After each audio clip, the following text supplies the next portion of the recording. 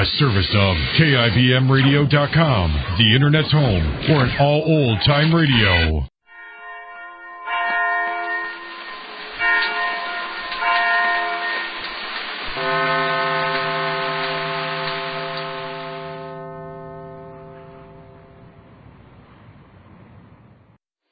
Kroger Tender Ray Beef presents by transcription Hearts in Harmony, and brings you today Amos and Andy, stars of the radio world, who'll tell you in a moment about a star of the soap world featured at your Kroger store.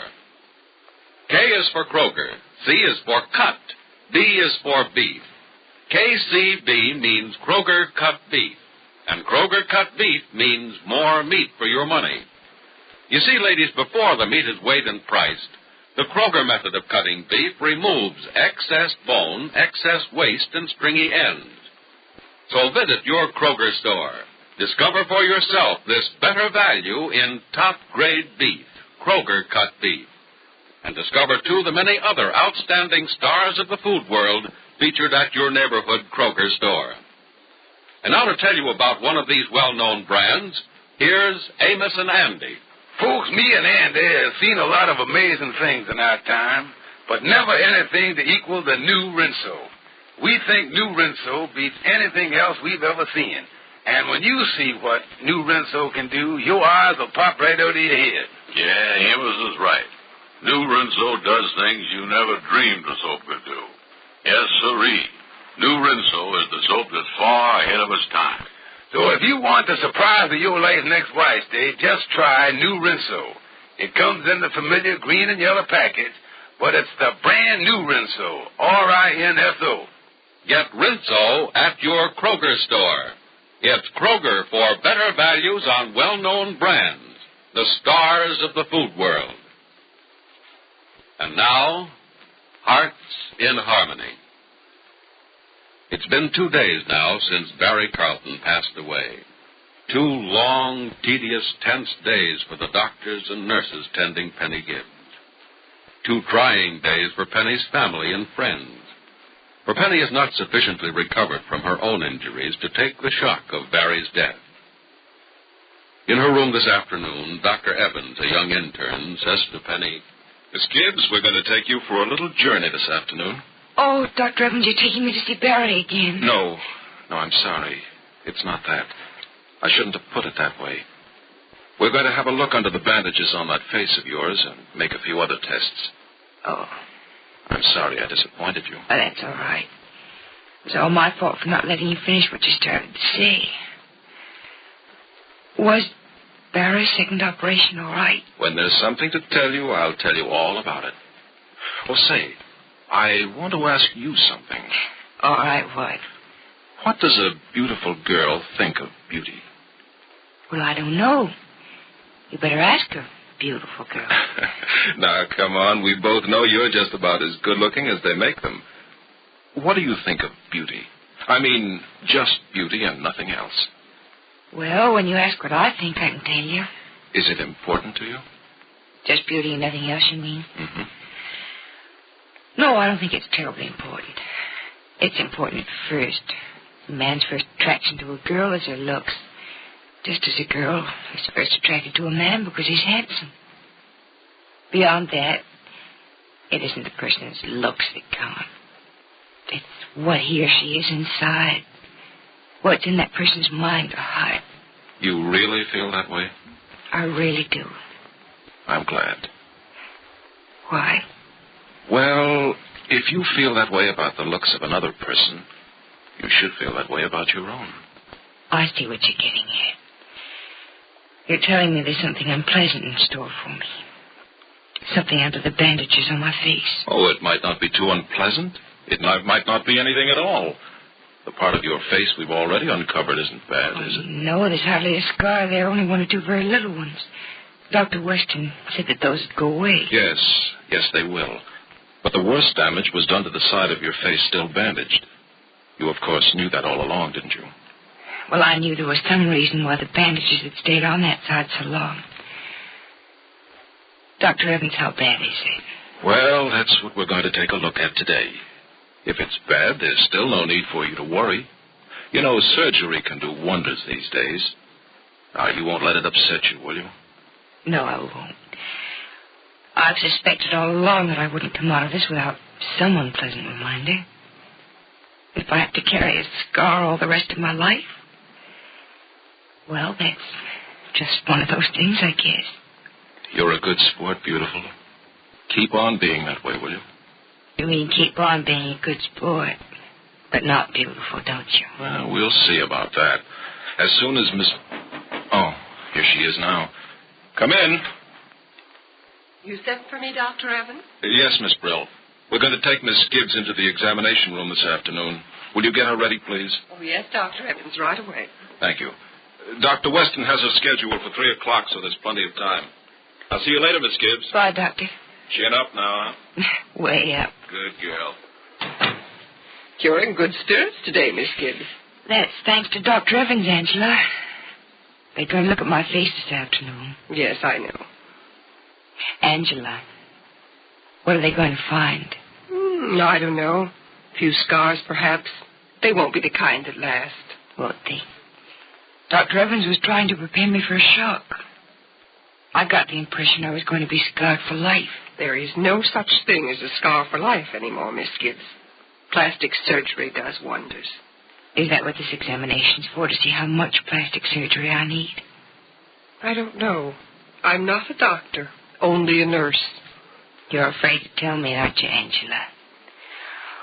Oh, why is everyone afraid to tell me things? I can't get answers to any of my questions anymore. Every question's answered in due time, Miss Gibbs. Well, let's get you ready for the examination. Do you feel strong enough to sit up in a wheelchair for the trip? Mm-hmm. It'll be a pleasure to get out of this pain for just a little while. Well, it's going to be far more than a little while. This is rather a long examination. You're getting ready to tell me it isn't going to hurt. No, this isn't going to hurt at all. I'll put in a call to have the attendants bring a wheelchair, and then we'll get you fixed up for a little ride down the hall.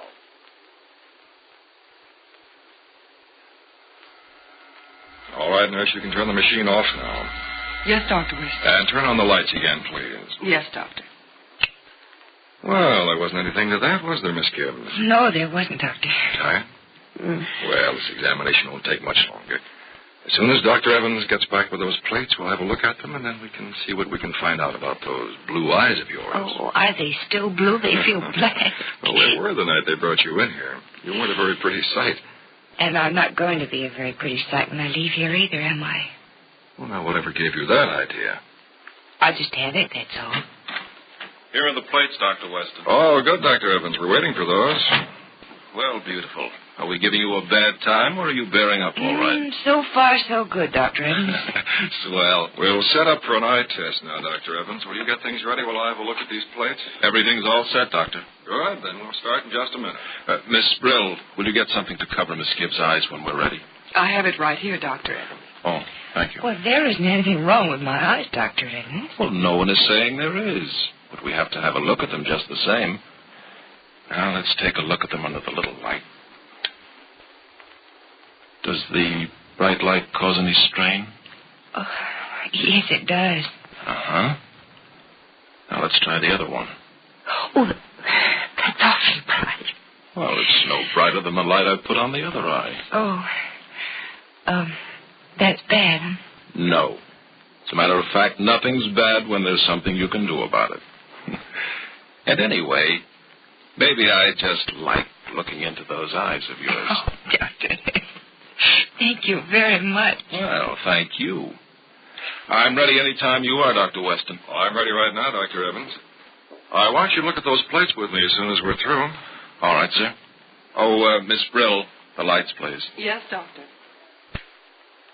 Now, Miss Gibbs, I'm going to cover your left eye, and I want you to read the chart on the wall in front of you. Try the fourth line from the top, Miss Gibbs. Oh, it's kind of hazy. The third line. That's rather hazy, too, Dr. Weston. What about the single letter on top, Miss Gibbs? Is that hazy, too? It seems to have fuzz all around it. Mm-hmm. Well, can you read the third line, Miss Gibbs? Oh, I think so. R-L-E. Oh, F, I think. PM. Oh, no, the whole thing's getting hazier now. It's kind of running together. Have you ever worn glasses, Miss Gibbs? No, I haven't. I see. Try the other eye. I'll cover the right eye now, and let's see what you can do with the left. Yeah. Now, what about the letter on top? Oh, it's fairly clear. Mm-hmm. Stare at it a while and tell us what happens. All right. It's getting a little bit hazy, too, just where it was with the other eye. Try the third line, Miss Gibbs. All right. R, L, E. Go on. Oh, I can't. It's too fuzzy. You may turn on the lights, Miss Bill. Yes, Doctor. My eyes are bad, aren't they, Doctor? Oh, I wouldn't say that.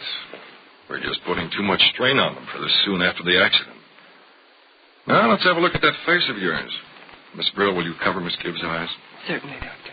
Oh, why do my eyes have to be covered? I'm not afraid of what I'll look like. Miss Gibbs, your eyes are strained enough as it is. We're putting your face under a strong light, and the cover is just to protect you. I see. Cover her eyes, nurse. Yes, sir. Put your head back, Miss Gibbs. That's right. All right, Dr. Evans. You may remove the bandages. Yes, sir. It's going to feel good to have these off. Isn't it beautiful? Mm-hmm. Feels better already. And they're only half off. I know when I was a kid, I was always in bandages of some kind, somewhere. A knee, a toe, finger, an arm. The kids used to call me Gauzy. There. They're all off. I'll turn the lights on now, Dr. Weston. Thank you. There you are, Doctor. Mm-hmm. Well, not bad. Not bad at all. Now, you've healed beautifully, Miss Gibbs. Any scars? Well, yes. It'll take more than a scar or two to mar that face of yours, Miss Gibbs. How bad are they, Dr. Evans? Oh, I've seen a lot worse. We'll have to put another dressing on the wounds, Dr. Evans. Miss Brill, get me bandages, will you? And also a few number 6 pads.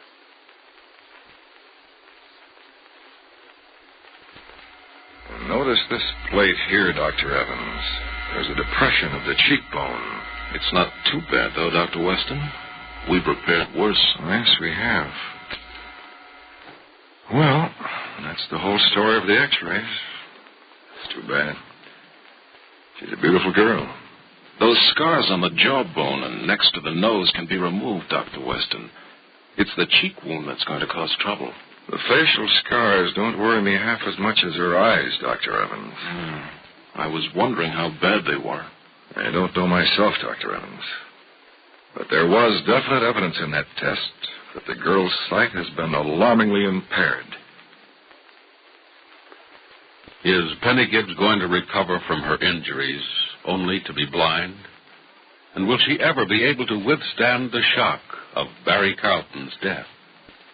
Be sure to listen to the next dramatic episode of Hearts in Harmony.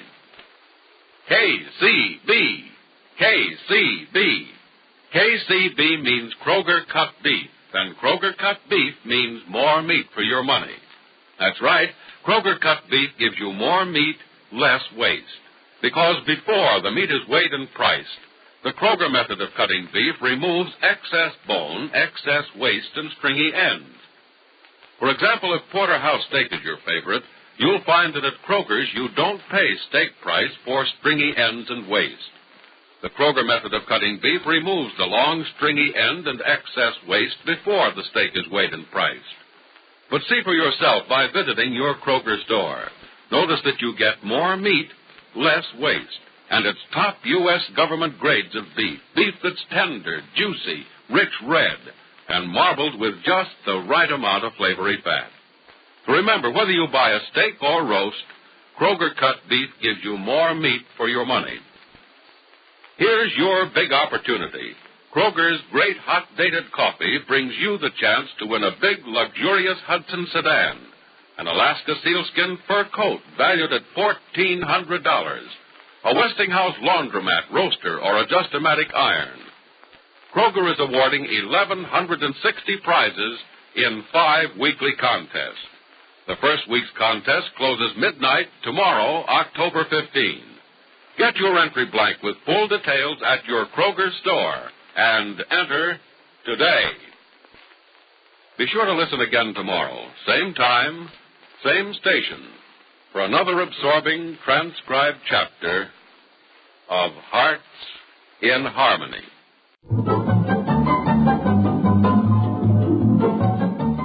This is Walter O'Keefe, inviting you to listen in on the Nightline.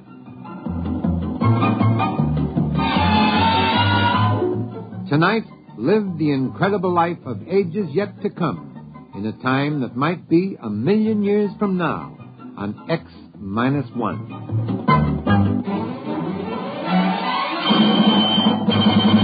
Now, an incredible story of the world beyond. Countdown for blast off. X-5, 4, 3, 2, X-1, fire.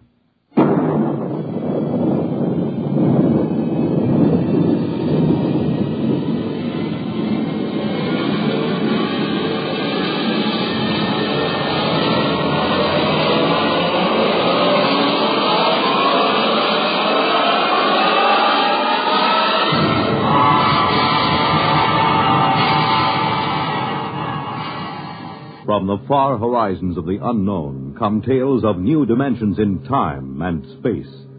These are stories of the future, adventures in which you'll live in 1,000,000, could be years, on 1,000 maybe worlds. The National Broadcasting Company, in cooperation with Galaxy Science Fiction Magazine, presents X-1.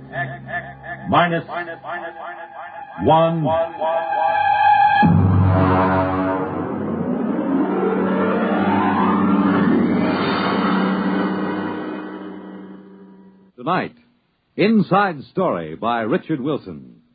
But first, hear this. I know a couple old friends that argue about everything. Politics, world affairs, even the time of day. One thing they agree on, though, is Pabst Blue Ribbon draft beer. They say it's the best. And for a change, they're both right. Pabst Blue Ribbon Draft is a bright, modern-tasting beer that still has plenty of that old-fashioned beer flavor. Next time you see that sign that says, Pabst Blue Ribbon Beer on draft, stop in, order a glass. You'll soon know why so many folks agree on the bright, modern taste of Pabst Blue Ribbon Beer of Milwaukee.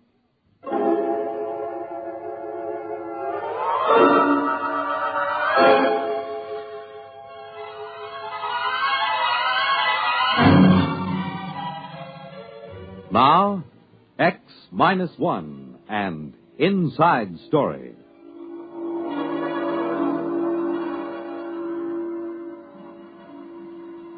Every wire serviceman knows that when the legislature shuts down for the hot weather, when it gets too warm for crimes of passion, that's the start of the silly season.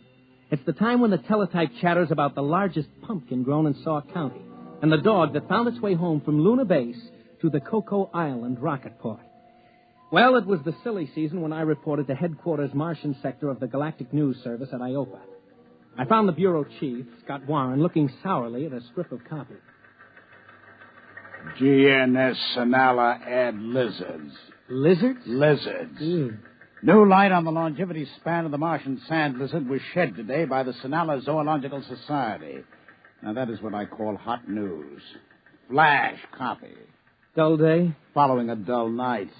Was it like this in New York when you left? They had me covering a kitten in a tree in Gramercy Park. I would sell my soul for a nice, juicy cabinet crisis. Or else a little honest graft on a spaceport contract. Well, have you got any leads? No. The Garrison Administration of Martian Colonial Affairs is depressingly honest. When nothing's doing, you can stir it up a little. You know, rattle the local skeleton in the closet. Fan the fires a little. Have you read the Publications Responsibility Act of 1997? You can get 20 years for what you were thinking. Look, what's the local canker sore? What would you like most to get an inside story on? Something everybody covers up. Well, there's Druro. Oh, but that's Simon Pure. What's Druro? Nully's Sanctuary. Oh, a religious institution? No. It's a quarantine set up for null gravity neurocatinosis. Nully fever. It's Completely segregated. Nobody's ever gotten a report out of there. Well, it sounds like a natural. Look, George, you're new. You don't fool around with Nully fever here on Mars. Be like lighting a cigarette in a powder magazine. Chief, how would you like an inside story out of Druro? You can't get in. I will give 8 to 5. Now, look, who's in charge? The Ministry of Health, but you can't... Okay. Don't let the sand lizard take up all the space. I will get in.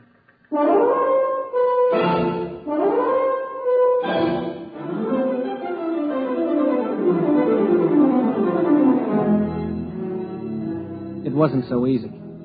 I did fine over at the Health Ministry until I mentioned Druro. And then I might just as well have had a galloping case of Nully fever myself. I was referred to the press officer, to the assistant administrator, to the legal department, the protocol division, and then back to the press officer. Finally, I got in to see the commissioner, Dr. Marks. Just what caused you to raise the question of Druro, Mr. Gordon? Look, Dr. Marks, what I want is your permission to visit Druro and get the inside story. Visit Druro? You mean inside the camp? Yes, that's right. Mr. Gordon, I am quoting Administrative Code, Section 65. Any person found within the perimeter at Druro is considered to be a Nully fever victim. Contagion is something like 99% certain at a range of 100 yards. What's the treatment? Druro. You mean they're just shoved there to rot? A Nully, Mr. Gordon, will rot wherever he is. He deteriorates to the point of total sterility. Take my advice. Forget it.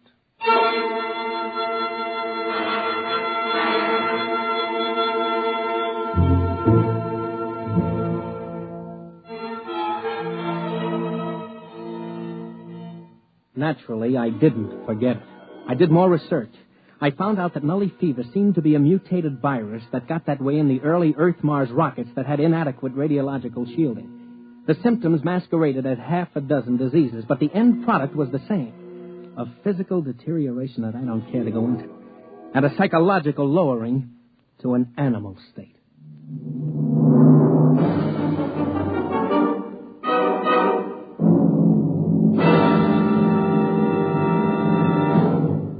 You're listening to Inside Story, tonight's attraction on X-1.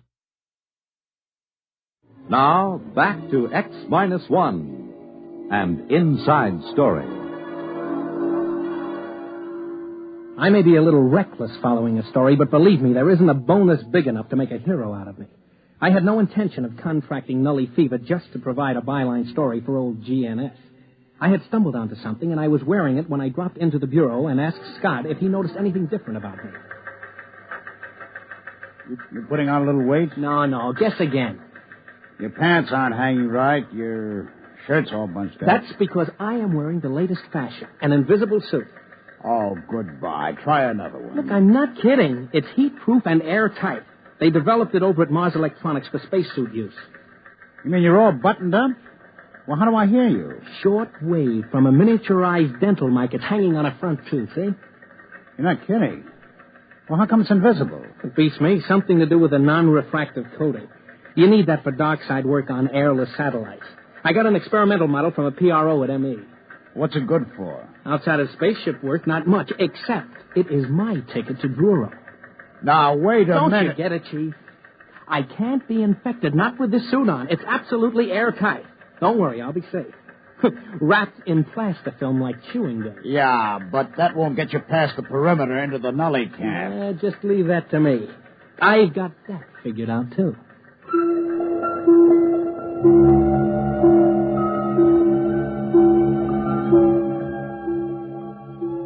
I picked up a sandcat out to the town of Druro and waited for 2 days. There was a shipment of Nullies, the last of the Sinala roundup, due at the camp. Out of respect to public opinion, they dumped Nullies at night, which suited me fine.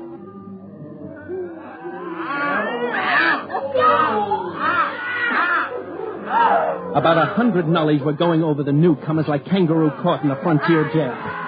I don't think anybody actually got killed, but they almost tore the new bunch to pieces, grabbing cigarettes, jackknives, buttons, shoes, anything.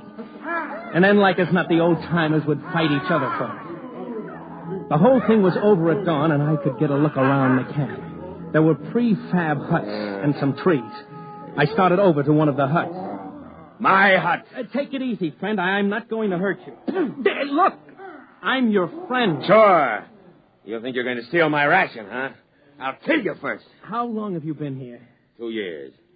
Got a cigarette? Here. No, don't grab. I'll toss you one. Don't you make a move towards me. Sure. What were you before you got in here? Huh? A teacher. An IOPA technical. I fixed them before they got me. I cut down 10 medics with a power drill. When is breakfast, friend? You go plenty hungry. Ration isn't until tomorrow. You think there was some fight last night? Wait till you see ration drop.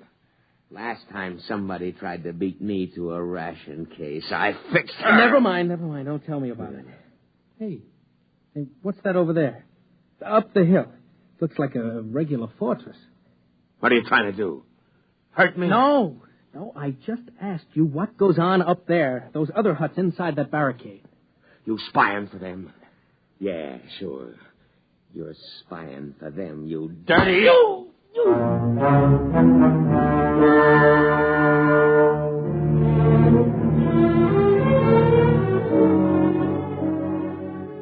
It isn't easy to get used to dodging nasty backhand punches that came out of the blue and were meant to kill, if possible. I got my arm up in time to catch about half the force, and the man ran off with my pack of cigarettes. But there was something up that hill worth looking into. A barricaded section set apart from the rest. So I started up. When I hit the woods, I stopped just 3 feet short of a 10-foot spear. All right, you. Get back down the hill. Now, take it easy, will you? What's going on up here? Go on, get moving. I've got orders to kill if I have to. You don't understand. I just want to find out... Yeah, sure you do. They always do. Every time there's a new batch, there's a few still smart enough to plan together, and they come up here spying. Spying on what? Look, I'll count 3, and then you get it in the belly.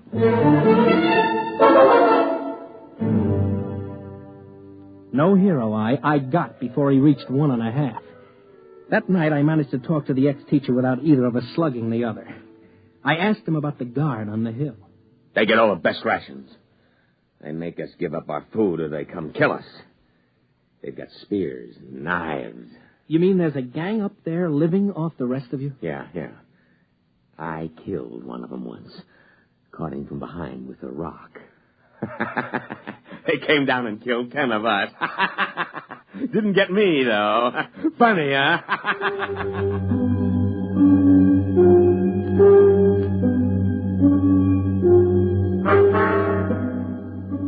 I got the picture. It's been the same every time men are herded together like animals. Andersonville, Buchenwald, and Dachau, the Alaskan camps in the 70s, and now Druro.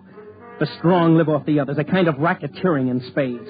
Grab the best of everything, live as rich as you can, and don't worry how many you leave to starve to death. We're going to get them, though. Tonight. Got rocks together and clubs. Go up there and we'll get them. You come.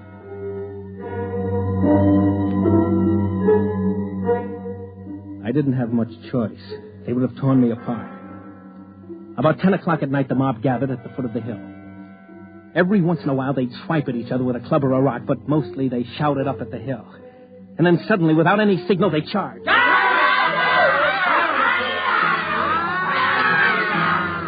It was kind of sick. Men and women, heaven knows what they were before, teachers, mothers, anything, screaming and running up that hill. And then the defenders cut loose. There were torches so I could see, rocks rolled down, boiling water, spears, arrows, enough to cut down that unarmed mob. I was hiding behind a tree now, sick, good and sick. When it happened... No!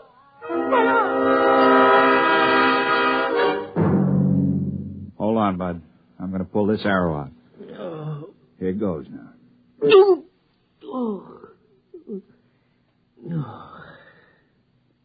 Where am I? Up the hill. That's where you wanted to go, isn't it? But how did... We dragged you up here. Herb, get some bandages up here. You're one of them, aren't you? One of who? The big shots, the kingpins, gangsters. You didn't get hit in the head, did you? Oh, it's too bad they didn't wipe you out up here. It's tough enough living in a place like this, but to prey on the weak ones... Look, fella, I think maybe you got the wrong idea. Oh, thank heaven I'm safe from this kind of... Yeah, I wondered when you'd notice. That fancy suit of yours got torn when the arrow hit. Oh, no. No. Nully fever. That's why we hauled you up here. We spotted something funny about you. A kettle of boiling water splashed on you and you didn't even notice. Who are you? George Gordon, Galactic News Service. A newsman? Listen, does anybody know you're in here? Yeah. Maybe there's a chance. Can you tell them they got to let us out? Tell them what it's like up here. Make them understand. We write messages for the ration planes and they ignore them. You can't get close enough to the guards to shout, they shoot you down. They've got to let us out. Oh, sure. After what I've seen, that's the last thing I do. Try to con somebody into letting this loose on the population. I've seen enough nullies. Even if I have to spend the rest of my life in this camp, I don't want to be responsible for making more. Wait a minute. You don't get it. We're not nullies up here. What? Nobody gets in the camp who isn't a nully. That's right. We all had it when we came in, but not anymore. Up here, we're cured. You're lying. You've got to believe me. We've been living up here for 4 years, keeping guard. Trying to live like human beings in the middle of those animals down there. Losing maybe 3 or 4 a week, fighting them off. You know, you're more dangerous than they are down there because somehow you've kept some intelligence, enough to want revenge on the rest of the world by infecting. No, you've got to believe me. We're cured. Nully fever can be cured somehow because we've done it. About 100 of us. More now with the babies. The what? Babies. Normal, healthy babies.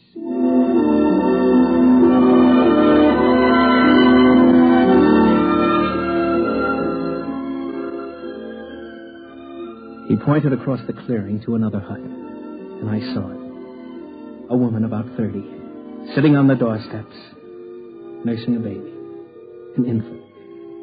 And I heard the words of the commissioner echoing in my ear. And, of course, total sterility. These weren't nullies, not anymore. If they could have babies, they must be cured, living as a desperate island in a mad world of violence.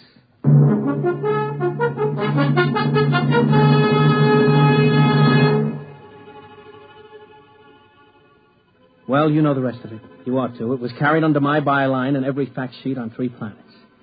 They had a micro-technician up the hill who gimmicked my miniature microphone with a hairpin and a piece of quartz crystal, so I cut in on the main traffic beam between Sinala and Iopa. I had Scott Warren at Government House in 15 minutes, threatening to blow the lid off the whole colonial government. The babies did it. Aerial photographs with micro-enlargements. They had pictures of those babies on the wire the next day. Red tape held it up a week. But finally, 100 cured ex-nullies and 1 reporter were out of Druro at Iopa General Hospital for checks. They found it. Nully fever is psychosomatic. You take somebody strong enough to fight for survival, give him incentive, and he'll lick it by himself. No miracle drugs needed. It starts with a virus, all right. But it ends with psychotherapy. A good dose of willpower. I got back to work in a month. Welcome back, George. The teletype's dead as ever. Back to the longevity of the Martian sand lizard. Druro Nully story played out? Dead as last week's herring. Well, what else is new? Maybe we can find another skeleton in the closet. How about life on the Martian moons? Now, that ought to be good for a headline.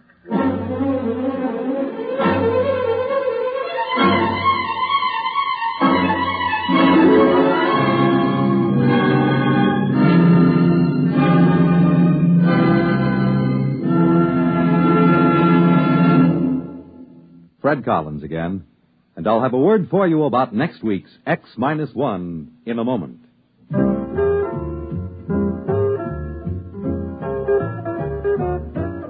Hey, Molly, it's me. Where are you? I'm here, McGee. What's the matter? Are you doing anything? Am I doing anything? I've got a towel wrapped around my head, a broom in one hand, a bucket of soap and water in the other, and the kitchen curtains under my arm, and you ask me if I'm doing anything.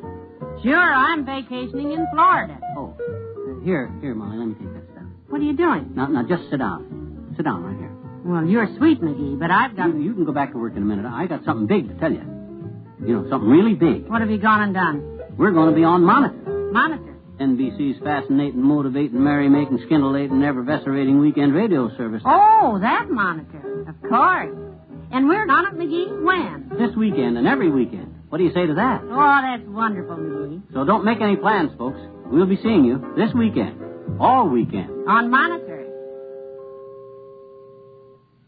And now a word about next week's story. The Category Inventors by Arthur Sellings on X-1. You have just heard X-1, presented by the National Broadcasting Company in cooperation with Galaxy Science Fiction Magazine, which this month features Time Waits for Winthrop by William Tenn.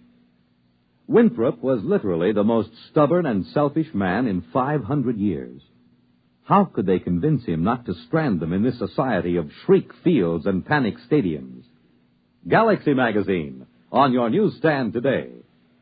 Tonight, X-1 has brought you Inside Story, a story from the pages of Galaxy written by Richard Wilson and adapted for radio by Ernest Kenoy.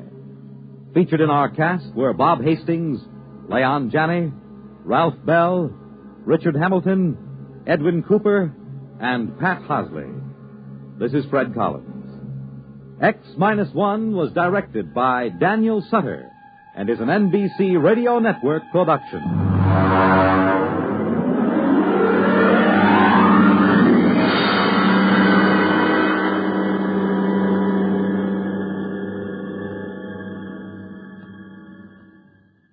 There's excitement in the air at night, and Nightline brings it to you. Hear Nightline with Walter O'Keefe, next on most of these NBC stations.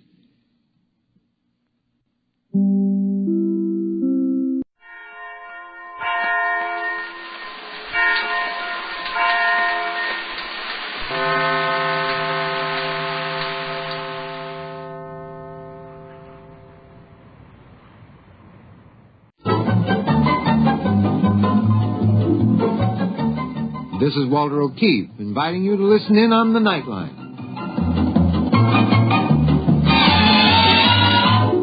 Tonight, live the incredible life of ages yet to come, in a time that might be 1,000,000 years from now, on X-1.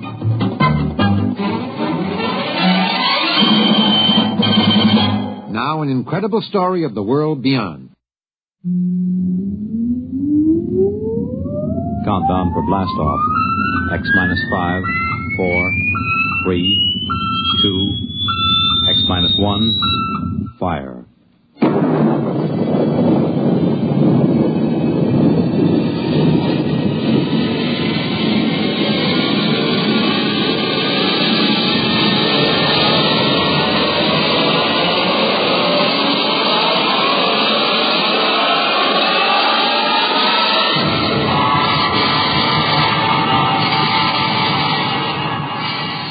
From the far horizons of the unknown come tales of new dimensions in time and space. These are stories of the future, adventures in which you'll live in 1,000,000, could be years on 1,000, maybe worlds. The National Broadcasting Company, in cooperation with Galaxy Science Fiction Magazine, presents X-1.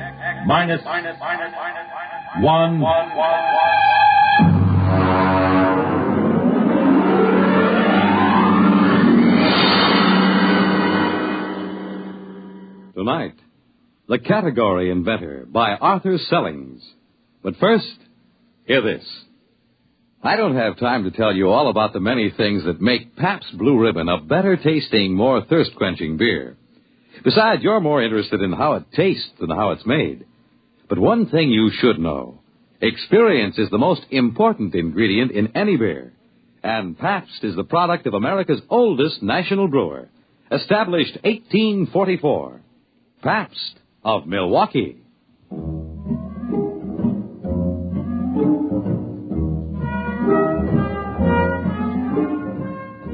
Now, X-1, as Nelson Olmsted stars in The Category Inventor. Frankly, I didn't expect to have the trouble. The morning that it happened was just like any other morning. I came into the locker room and took off my coat, and through the open doors I could hear the welcome sound of the boys warming up. Perhaps I should have realized something was wrong when Kurt Bergson, the orchestra manager, came up to me. Gilbert, how are you this morning? Fine, Mr. Bergson. I'm not late, am I? No, not late. You must have left the house early this morning. Yes, I did. It was such a nice day, I thought I'd walk. Luckily, I don't play the double bass. Bassoon isn't so hard to carry. You didn't get your mail this morning? No, I didn't. Mail usually comes about 10 o'clock. I better get out there and warm up. Gilbert, I wish you had gotten your mail this morning. You see, I have to let you go. What? But what do you mean? Why? What's the matter? Well, you understand. But there's a concert tonight and tomorrow night. Who could you get to replace me? Where can you get a bassoonist? Where? Oh, no. I'm sorry, Gilbert. It had to happen. Oh, no. Not the bassoon. The timpani I can understand and the piano, but not the bassoon. I'm going out there. Don't, Gilbert. Don't. You'll just be unhappy. Now, let me by, Mr. Bergson. I've got to see it with my own eyes.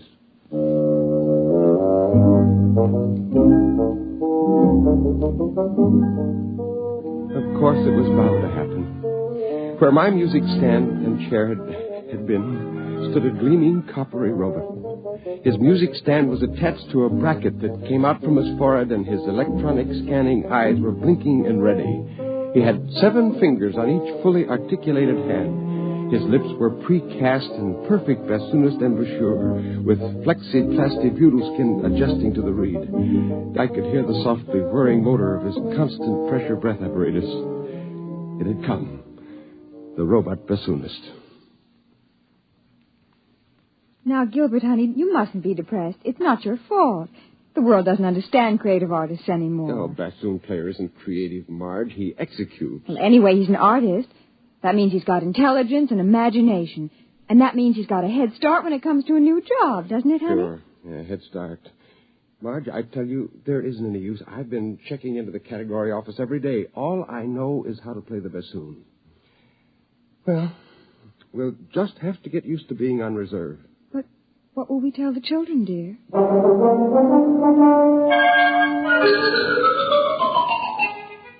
And then, of course, one day the household robot broke down in the middle of breakfast. Gilbert! Well, what is it? What? The robot right in the middle of getting breakfast, it exploded. I'll ring Sitter. Oh, but the children will be late to school. Call in, Michael. Well, there's not much use in their hurrying if there's no breakfast, is there? Well, I'm trying. You think it's easy making breakfast by hand? No. Don't just stand there. Do something. Oh. The children won't get any breakfast, and they've got enough to put up with. Well, what do you mean by that? What exactly have they got to put up Look, with? I haven't got time to argue with you. Which one of these tubes is the orange juice concentrate? I think that's ketchup. Well, turn it off. Oh, you jammed it. Oh, it's been like this ever since you stopped. Ever since I what? Oh, keep your hand over the ketchup. It's flooding the kitchen. Ever since what? Ever since they put me on reserve, that's what it is, isn't it? Listen, if you think... Oh, that confounded robot always in the way, I ought to... If you're going to use foul language, you might at least keep your voice down. You know what sharp ears the children have. Oh, so now I'm a corrupter of my own children. Well, let me tell you... What's that? The Henomath. I said it to synthesize fresh eggs. It's out of control. Oh, Gilbert, there goes the ketchup again. Do something.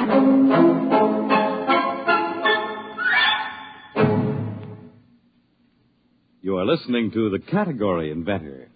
Tonight's attraction on X-1. Each year, increasing thousands of Americans stricken with multiple sclerosis turn to inventor. Finally, I got the ketchup and orange juice faucets turned off and the Henomat pulled out of the socket. I looked down, and there was our household robot on the floor. It was all its fault, it and millions of its kind. Suddenly, all the frustration of the last few months focused on the robot, and I kicked it. Well, now I've seen everything. A grown man actually kicking a poor, defenseless robot.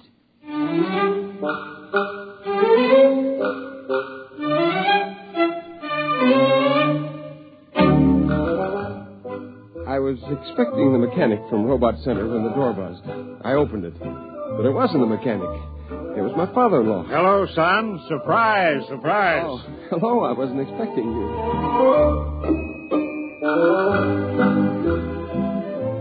George is a politician. They haven't yet found a robot that can take that trade over.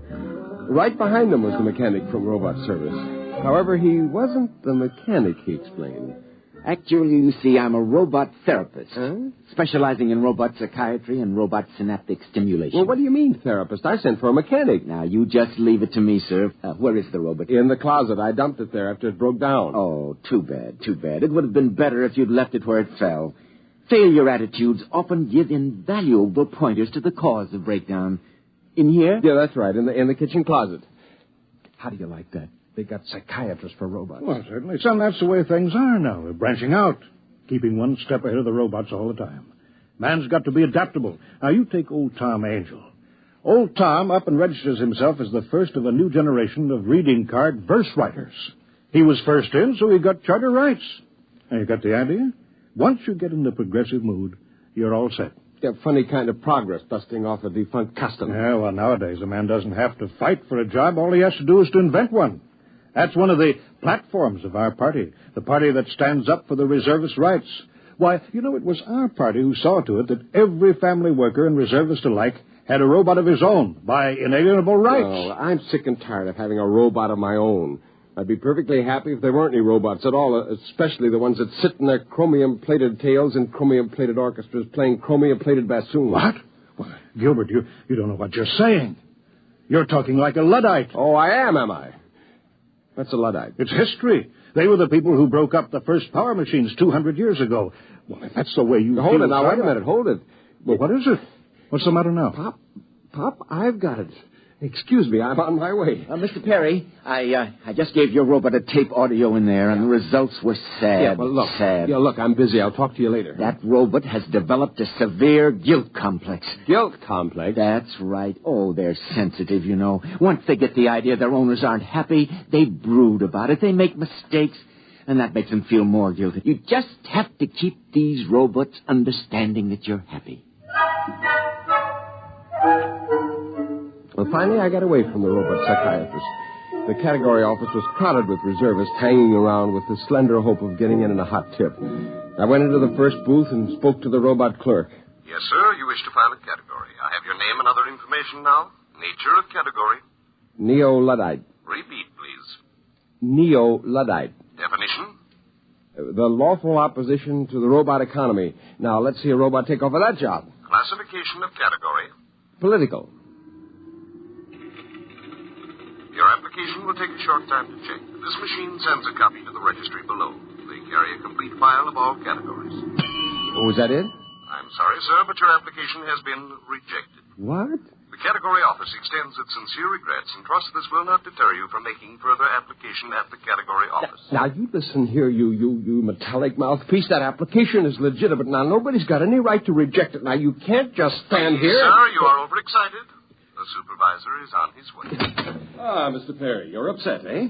Well, you understand we dislike having to turn down anyone's application. Now, listen. Now, that category I put forward is perfectly good. I've got a right to be heard. An opposition party is just what's needed. Well, of course it is, Mr. Perry. I was only trying to tell you that you couldn't register that category because it was registered years ago. What?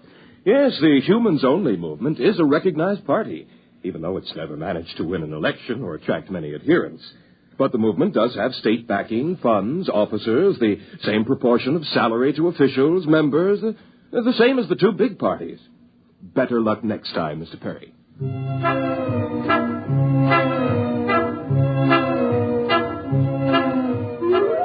There's only one thing to do. Start all over again with some of the lines. Study and study until I could do it as well as I could play the bassoon. But what line? And how could I be sure that it wouldn't be taken over by the robots? I was walking along the street, and then suddenly a soundy ad jumped up out of a hydrant at me, and I popped it and listened. Are you on reserve? Are you tired of being unemployed? Don't fret. Contact the C.P. Jones Bureau, Category Inventors, Room 53, Universe Building.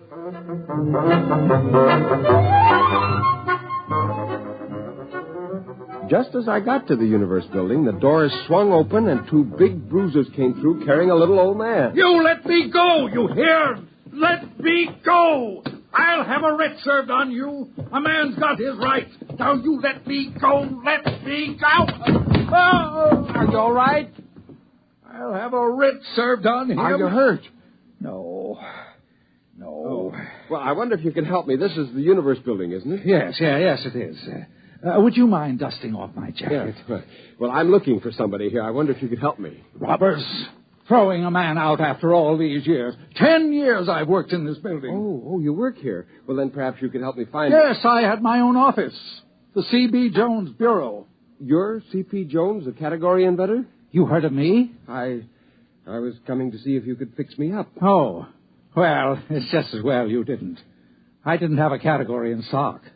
As a matter of fact, son, I never did manage to invent a single category, except the one of category inventor. Well, they finally caught up with me, revised my category a week ago, and canceled my license. Say, would you like to have a drink? No, I don't have any money, only reserve script. Well, that's good enough for an emergency. Come on.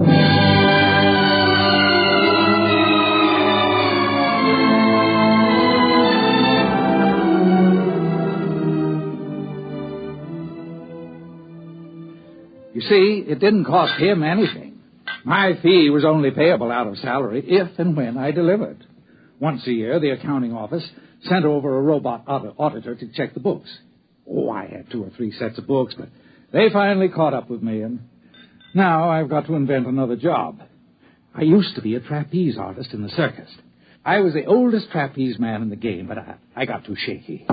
Have another drink. Yeah, well, it's my turn to buy. All right, but say, after we finish this round, let's move to a real bar. About the 4th bar, we got playing a parlor game, inventing make-believe categories, you know. You go from the inane to the obscene and back again. And we got thrown out of one bar, and then we started on beer, and, well, that made us sad. And C.P. Jones began to recite poetry. How am I to face the odds of man's bedevilment in God's? I, a stranger and afraid, in a world I never made. Say, did I ever show you a one-handed nip-up from the chandelier? I used to be an acrobat, you know. Alley...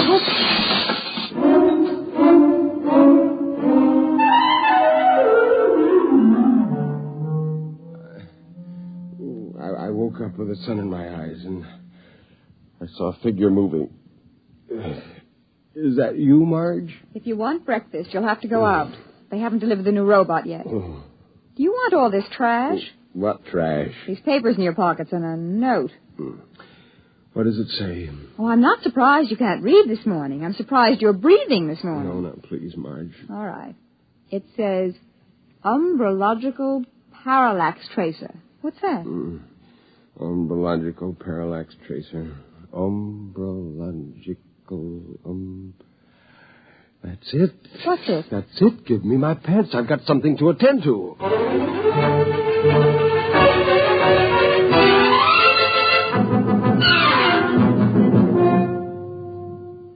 Well, I'm glad to see you, Mr. Perry. Trying again, eh?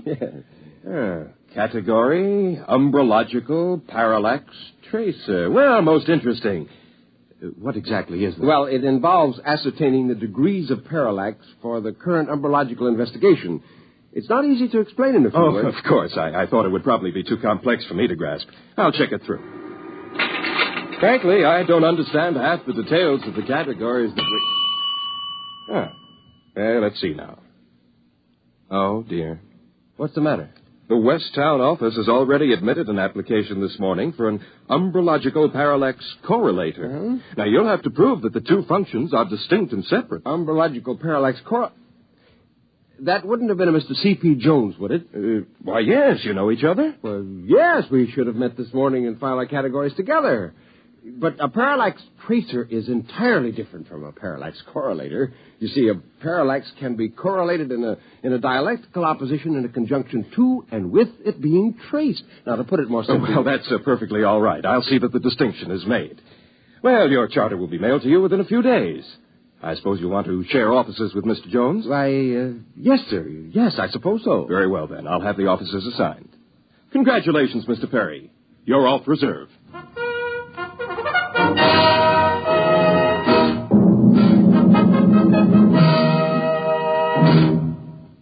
Well, how do you like the new office, Gilbert, my boy? Oh, figure you almost cleared the pitch for me by filing. Well, I didn't have your address, and I didn't know you'd get the same idea. I just remember we laughed a lot over it and thought it one of the best phony categories we'd made up. Of the printable ones. Yes. Anyway, I did change the end to give you a loophole. Oh, of course, we're cheating, aren't we? Cheating? Well, I'm not. I've already looked up umbrology for a start. There isn't any such word. Well, if there was, it would be a science of shadows. Oh. Now, all we have to do is find the parallaxes. But you're not serious. Serious? Of course I'm serious. The world's so complicated these days, everyone's such a specialist that no one can be sure yet what's fact and what isn't. We're the only umbrologists in the world. Who can question us? Yes, I suppose that's true. Why, the scope's enormous. Anyway, we're off reserve. We've got a job. And I'm not letting any grass grow under my feet here. Now, don't just stand there. Our robot hasn't arrived yet. Give me a hand with this filing cabinet. We're going to need it. You're right. We got our work cut out for us. Let me tell you, the life of an umbrological parallax tracer isn't all beer and skittles. Let's get to work.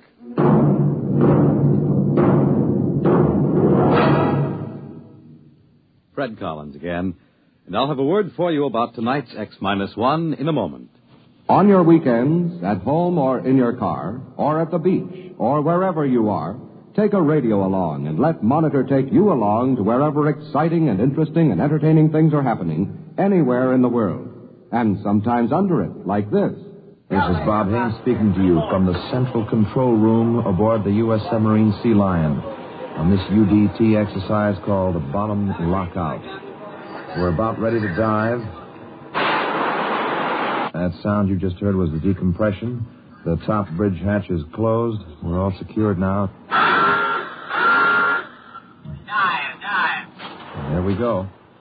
Yes, from a ride in a Navy submarine to anywhere in the world where exciting and interesting and entertaining things are happening, Monitor takes you there, making your weekends brighter with celebrities, music, news, and sports.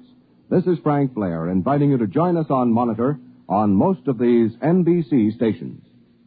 You have just heard X-1 presented by the National Broadcasting Company in cooperation with Galaxy Science Fiction Magazine, which this month features Daniel F. Galloway's unusual story titled If Money.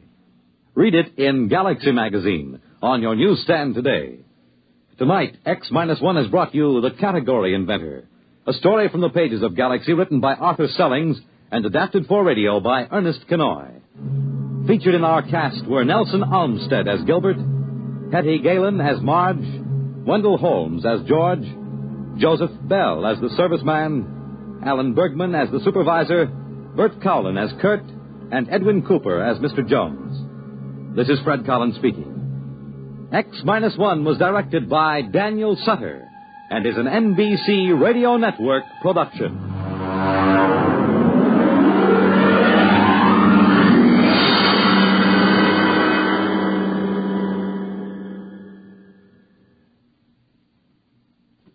There's excitement in the air at night, and Nightline brings it to you. Hear Nightline with Walter O'Keefe, next on most of these NBC stations.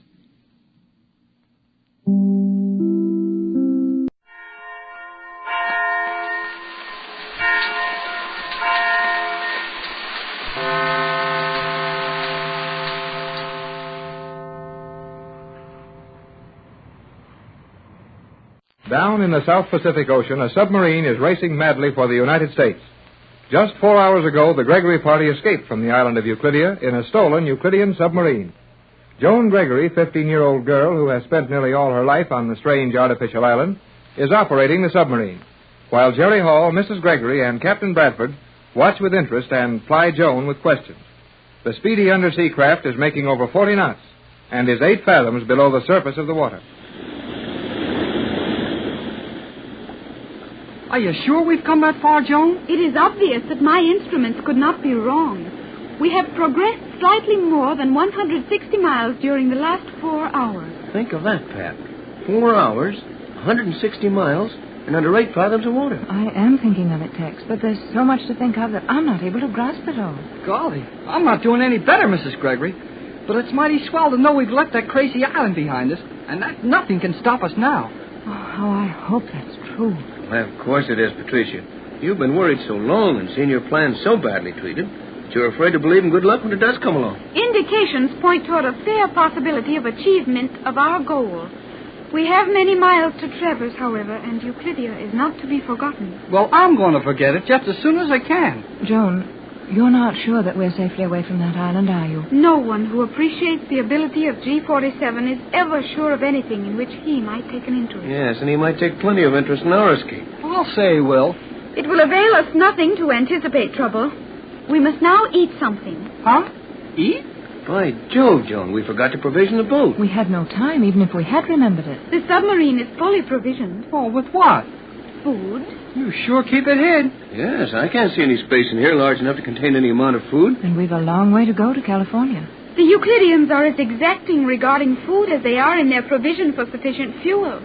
We are amply provisioned for a cruise of this length and more. Well, come on, break out the grub. What? Jerry means let's eat. It would seem indicated as the passage of time since our last meal is slightly more than the customary period allowed to elapse. Maybe that's how you find out when it's time to eat. But I know when I'm hungry. Yes, and I'm a little inclined to figure the way Jerry does. My stomach is better than the clock. The thought of food had not occurred to you until I noted the fact that it was time to eat. Oh, that's what you think. I was plenty hungry long ago, but I didn't see any sense in asking for something we didn't have. That was my feeling, Jerry. I had thought of food some time ago, but I knew it wouldn't do any good to suggest it, as we'd only feel worse about not having any. It is amazing to learn how foolish people can be in your world. Foolish because we get hungry? Certainly not. Foolish because you refuse to accept the perfection of Euclidean preparations. It would be a serious offense if a Euclidean were to start on a trip without all necessary equipment and provisions. Well, that's okay, too. But we stole this boat, and you don't always find a boat ready to steal all full of food. Well, supposing we'd met that Joan showed us up and asked for some of the food, huh? Yes. I can marvel at having the food just as comfortably while I'm eating it. Very well. Jerry. Hi, Skipper. I am not a skipper, Jerry. Okay. What do you want? Will you open the metal slide in the steel section near your left arm? Oh, this little thing here? Yes, that is Sure. it. You will observe a number of quartz vials, each labeled and numbered. Yeah, there's a lot of little bottles here. They're all marked D1 and Z4 and all such things. We will not require more than the one you have in your hand. That is marked Z4, is it not? Yeah, but what's in it? Our noonday meal. Huh? Joan, dear, are you looking at what Jerry has in his hand? I glanced at it. The label will be correct. But we're looking for something to eat. That vial contains sufficient for our needs at this time. Now look, Joan. This bottle isn't any bigger than your thumb. Well, how can we eat out of that? If you will remove the cap, please. Okay, off comes the cap. Now, Mother, if you and the captain will extend your hands, Jerry will drop one of the tablets in each hand. Why, yes, but... Oh, good heavens, that little capsule isn't much larger than the end of a lead pencil. You will find it sufficient for a satisfying meal. A meal? This little pill is a meal? You are very skeptical, Captain Bradford. But let me advise you to eat the pellet at once. Much of the food value will be lost in the air if you continue to hold it in the palm of your hand. Oh, golly whiskers. Do you chew this up or just swallow it? If you wish to savor the exquisite taste, it is permissible to masticate and slowly swallow the food contents. Slowly swallow? How can you swallow a thing like that slowly? Jerry, taste your tablet. It is delicious. And give Joan hers. Oh, sure. Sorry, Joan. Here's your porterhouse steak. Why, George, Pat, you're right. That tastes mighty good. Seems to taste like a good, healthy mouthful, too. Well, if it's all right with you two, I guess I can take a chance on it, too. But I can't see how... Oh, golly whiskers. Now I've done it. I swallowed my dinner without even getting a chance to taste it. You will receive the food value as quickly as if you had tasted it. Many of the Euclideans prefer to swallow the pellets quickly, saving considerable time. Yeah, I guess it's too long for lunch if you take time to chew up a pill. What a bunch of people old G47 and his playmates are. Well, I must admit that's one of the most satisfying meals I've ever eaten. Oh, I feel so comfortably drowsy, just as if I'd eaten a little too much. It is not too much. Those tablets are scientifically correct in their food content. Well, I feel all right. No, maybe that was all the lunch I ought to have. But it's a funny way to get it. I'll tell you a funny one's than that. I'll bet no one else has noticed it. What's that, Tex? Well, I'm not thirsty. None of you have asked for a drink of water. Why, you're right. It's been hours since we had any water, and I never felt the need of it. The need for water is partly provided for in the tablets. But in such concentrated form, it is impossible to secrete sufficient normal moisture to serve for a longer time. I had given it no thought and have no water prepared. But in a few moments you will be supplied. Prepared? Water?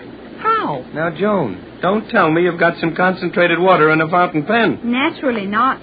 You should know, Captain Bradford, that when water is condensed sufficiently to compress it for such use as this, it is no longer water. Even the Euclideans have failed to compress water appreciably and then return it to its natural state. Well, it's almost a relief to hear that you admit that those scientists have failed at something. Their continued perfection with everything they attempt is bewildering and terrifying. Where do you turn on the hydrant? Turn on the hydrant? Sure. Open the faucet. Start the pump. Make the fountain bubble. Oh, when do we get a drink? If you will allow me a few seconds to refuel, I will show you. Go right ahead, Joe. And all this is real? A submarine that takes but a few seconds to refuel? Well, maybe we can do something about that. Seems like a waste of time to me. You think I do it too slowly? Now, don't let Jerry kid you, Joan. Go to it. And if you don't mind, I'd like to watch you closely. Have you explain the refueling process as you go along. It's always happened too fast for me. It is very difficult to demonstrate for that reason. However, there is enough fuel in the first chamber to allow me a few seconds for explanation in advance of the actual operation. May we all watch, dear? Certainly, Mother, although there is little to see. As you will note, that heavy cylinder of transparent steel contains several hundred small cubes of a grayish mineral substance. That substance is a highly condensed, compressed, and dehydrated gas. When the gas cubes are mixed with ordinary salt water, spontaneous combustion expands the whole at a terrific rate, and this force is allowed to escape through two jets in the stern. So far, so good.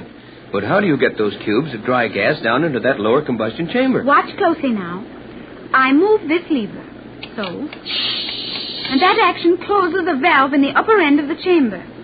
Now I move this lever and release one of the cubes, allowing it to drop through the valve and then quickly close the valve, restricting the chemical action to the lower chamber. Follow this closely now.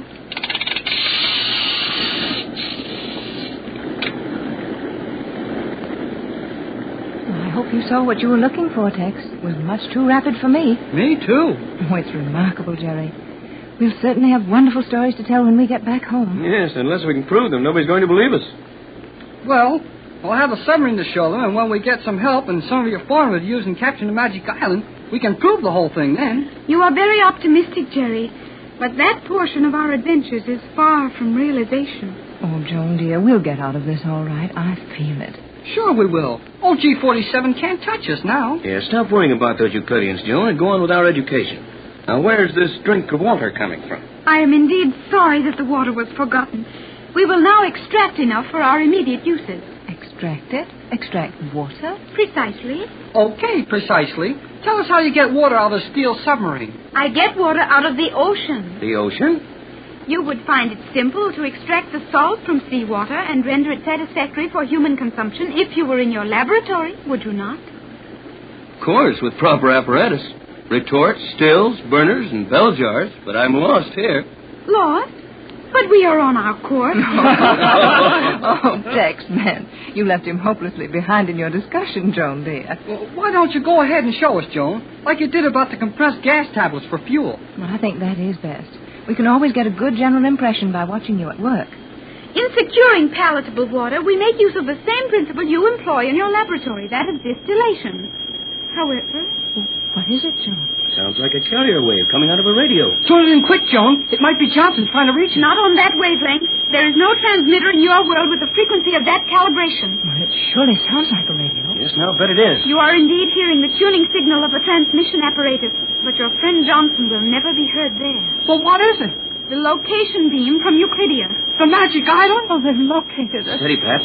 Now, what is it exactly, Joan? That constant signal will be received by every Euclidean receiving set all over the world. Every spy Euclidia has is getting it. And all will know that something is missing from Euclidia. And I suppose the search is on right now. You may be sure that the ocean and air are alive with Euclidean pursuit units at this moment, Captain. Oh, gee. Let's tune in on the island station and see what old G47 is broadcasting about it. No. Our only hope of escaping location is to refuse to open our receiver to voice transmission. That would break the beam, and the instruments on Euclidia would register it at once, giving them our exact distance from the island. You mean we can't even receive a message without being located? Exactly. But what if Johnson or some other rescue agency attempts to communicate with us? We will not receive their messages. Our only hope now is to remain lost in the depths of the sea. Lost to Euclidia and lost to the world.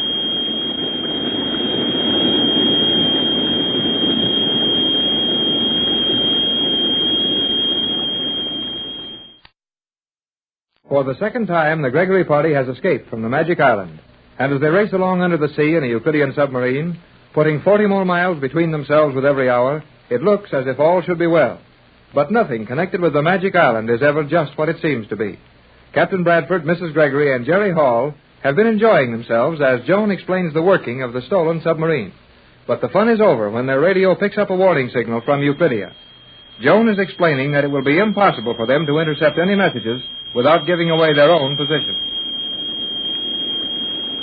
But we've just got to sit still and listen to that thing howl. We can't even get any messages out. We will be able to send no communication while the Euclidean transmission beam is in operation, Jerry. I can't understand it, Joan. You say that Euclidean radio is working on a wavelength far shorter than anything in our world. Yes, Mother. Well, then why can't we use the radio in this submarine? Use it on the common broadcast band or commercial shortwave and be perfectly safe. We would interrupt that signal we are now hearing. I don't see how. I believe I do, Jerry. As long as that signal continues without interruption, G47 has no way of finding out that we are even receiving it here.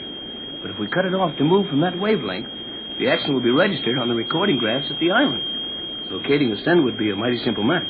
And we don't even dare to stop that noise. It would be very unwise. Well, it sure gets on my nerves. Well, don't let it bother you too much. It's better to have a few shivers running up and down your back than it would be for G47 to locate. Oh, I'll say it is. You're right, Tex. Why, it stopped. Yeah. And I can get along swell without it. I guess none of us will miss it much. If you wish to act quickly, you may try to reach Johnson now. We can use the radio to send him a message? I would not attempt that as yet. However, you know the wavelength of the boat Johnson is now on. And you know he will be transmitting almost a constant signal to you. I would suggest opening our set to that wavelength for reception. But we will have only 90 seconds. 90 seconds? For what? The Euclidean beam will be off for 90 seconds. Well, then hurry. Put that set on 6 meters. Very well, Captain. I will observe the time carefully and return the radio to normal in time to receive the Euclidean beam. We must be very careful not to run over into it. I've got the receiver on 6 meters. That's where we last heard from Johnson. But Tex, he was on a boat then running to Los Angeles. Don't you think he should be home by this time? I wonder about that. Well, he'd be trying to reach us just the same, wouldn't he? Well, possibly not, Jerry. If Johnson is in Los Angeles, he's very busy trying to arrange a rescue party. Yes, and being laughed at every time he tells his story. Yeah, I guess that's right. Nobody would believe Johnson's story about what happened to us. The fact that you have not returned should offer ample proof that all is not well with you. And if Johnson is clever, he will succeed in making your friends understand your position. We've organized the rescue all right, Joan, but that takes time. Well, we don't seem to be doing ourselves any good on the radio. Oh, don't be too impatient, Jerry. We may have to listen for hours to get any word from Johnson. You have a powerful private transmitter at your home, have you not, Mother? Why, yes, Joan. Would it not be wise to... Wait, let me have the radio controls, Jerry. It is time for the Euclidean beam. I will make the change quickly. Glad you remembered that, Joan. Wouldn't be so good to run over into their Silence. Boy, you sure didn't give yourself any time to spare. You just barely got the set changed over when that signal came in. I was quite conscious of the passing of time. You've got more compass in your watch than I'd have in mine. And what if that Euclidean beam had started a little early? What if they hadn't waited their full 90 seconds? Well, we'd just be on our way back to the island and spend more time worrying with the things they give prisoners to do on Euclidia. Everything is constant on Euclidia. When a Euclidean is told that the location beams are transmitted constantly with 90-second intervals and 60 seconds of activity, you may be sure that you will be allowed exactly 90 seconds of silence between transmissions. Well, we'll take your word for it, Joan. You certainly know a whole lot more about G47 and his scientists than we do. But I'd suggest that you be ready to use the whole 90 seconds listening for Johnson when that beam stops. Yes, Joan, dear. We must be ready to switch to our own wavelength at once. I had anticipated that. You'll want to put the set on 1 1/2 meters. The radio will be set to 1 1/2 meters the instant Euclidia's beam is silent. Not much chance of hearing anything from Johnson now, though. He won't be sending night and day. Well, I'm inclined to believe that he may be, Tex. He can easily get any number of amateurs to work in shifts for him. Well, hey, there goes the beam. Change the wavelength, Joan. I have changed it. You sure work fast. When time is computed in seconds, it is well not to waste it. Well, let's be quiet a minute and see if we can hear anything. Not a sound. It is possible that your transmitter in Los Angeles is very weak and might not reach us clearly underwater. I will soundproof the submarine. Soundproof the submarine? What do you mean, Joan? I will close the visibility slides. The outer shell is not soundproof, and we may safely run by instruments alone. And we'll just tear along underwater without being able to see where we're going? We will remain on our course. Visibility is of no value to us at the moment.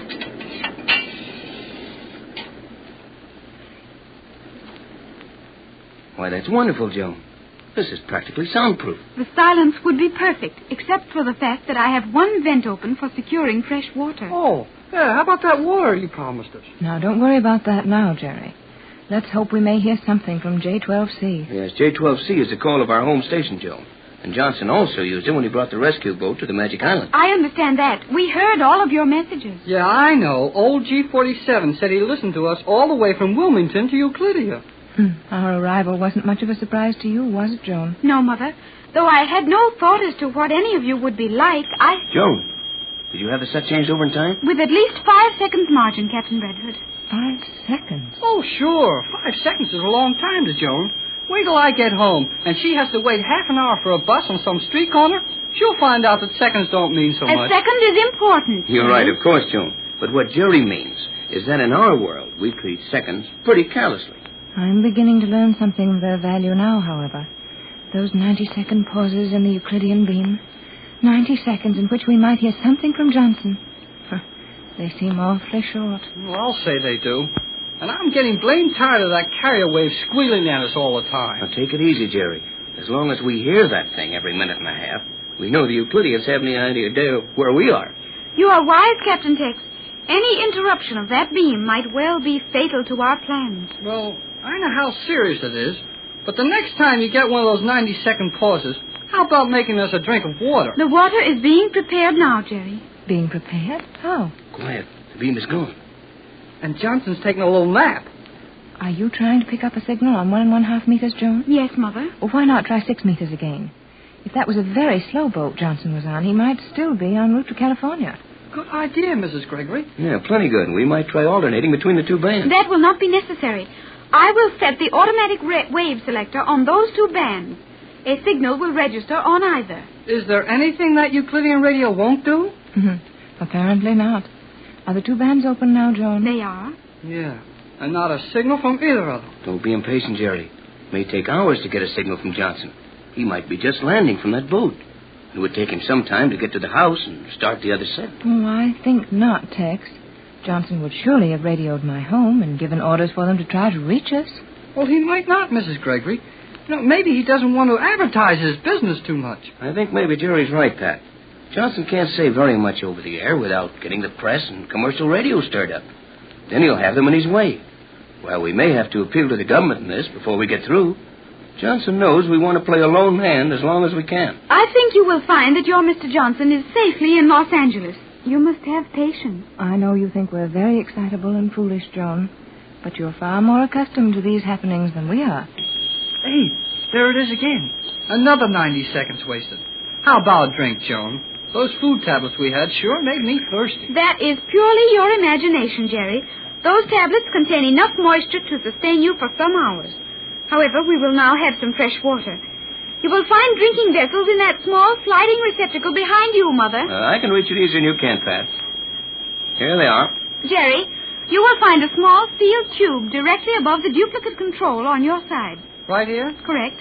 Will you turn the cap on that tube and fill the cups? Oh, sure. Hey, this thing acts like a soda fountain. What is a soda fountain? Well, you'll find out when we get back home. Here, Mrs. Gregory. Oh, thank you, Jerry. And here's one for you, Joan. Thank you, Jerry. Joan, the radio. Yes, Mother. I have opened the receiving channel. Here's a drink for you, Tex. Thanks, Jerry. Now, well, I'll get one for myself. J12C to J24Y. J12C to J24Y. J12C to Captain Bradford. It's Johnson. J12C to Gregory Boat. J12C calling Gregory Boat. Wilmington to Gregory Boat. Wilmington?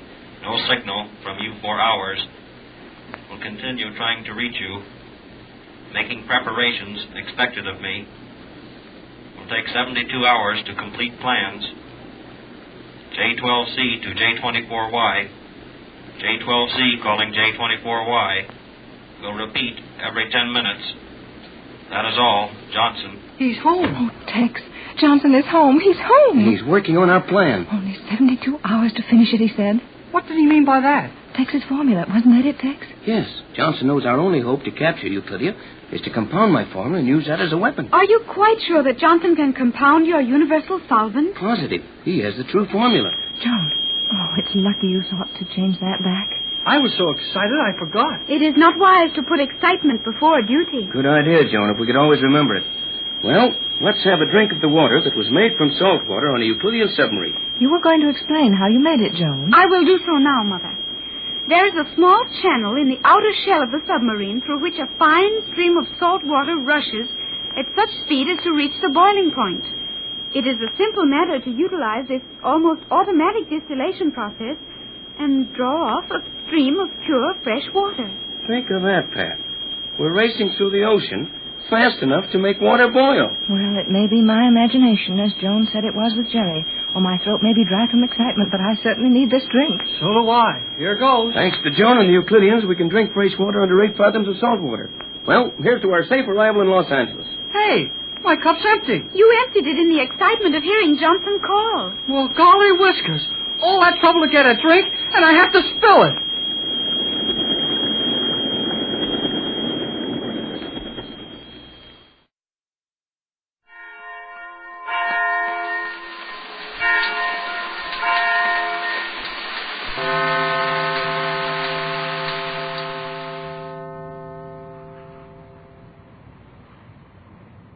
Exploring tomorrow.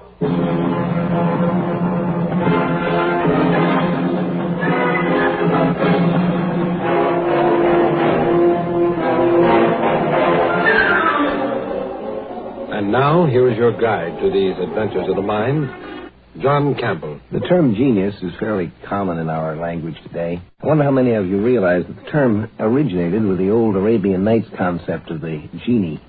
You know, the magical creature that came in a bottle and had such wonderful powers. The story is about a whole planet of geniuses. Genie. Interesting people to try to enslave, you know. Laboratory scientists have as much fun as anybody else, you know.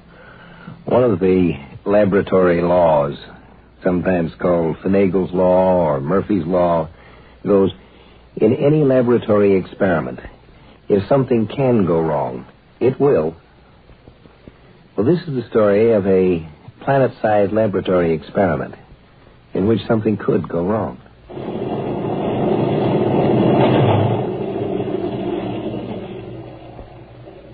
Professor Heim to His Excellency Marshal Gorham.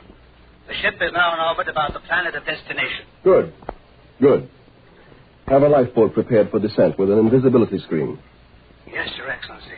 How many crewmen will you want to take along? None. There'll be just myself and you, Professor Heim. Sir, you, the Marshal, landing on a barbarian world without even an escort? I'm begging your pardon, sir, but... Do you mean that the Grand Marshal of the Galactic Imperial Armed Forces can't carry out an undercover inspection on a backward planet without a dozen Marines clanking in his wake? No, sir. No, sir. And please remember that the people down there have no weapon more powerful than a bow and arrow. Whereas I will be carrying a nuclear blaster under my coat. Yes, sir. Of course, Your Excellency. And while we are down there on that planet, Professor Heim, stand by for possible action. We may have to bombard the place with cobalt missiles. Wipe all the life off it. Sterilize the entire planet, sir? You heard me, Professor. I said we may have to. Not that we will. It depends on what I find down there. That peaceful, primitive world may turn out to be just another stupid scientific experiment.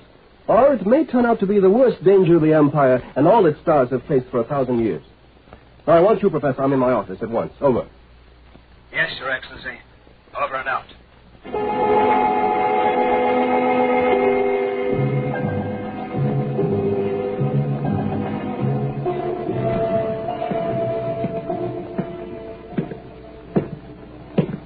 Oh, there you are, Professor Heim. Yes, Marshal Gorham, here I am. We've arrived at your experimental planet. I know. I was just watching it float there among the constellations. I don't know a more beautiful sight in the universe. Well, break out the native costumes for us, too. We're going down. At once? I am a military man, Professor, not one of your psychologists. Now, so far, your people have spent 1,500 years studying that planet. But as for me, there's war on the Imperial borders, and I can spare 3 days. 3 days to decide? To decide whether we can let your experiment go on or whether to... discontinue it, shall I say? But only 3 days. Marshal, you don't realize it would take a week just to explain the statistics of... I know, I've heard it all. 1,500 years ago, the Psychological Research Foundation decided to learn what makes human history tick by running controlled experiments. So it took a lot of uninhabited planets and put different kinds of people on them. Their memories wiped out, Marshal. The first generation started out knowing as little as animals. They had to discover everything for themselves. Fire, language, the wheel. Do you imagine that their descendants could have learned enough to menace us?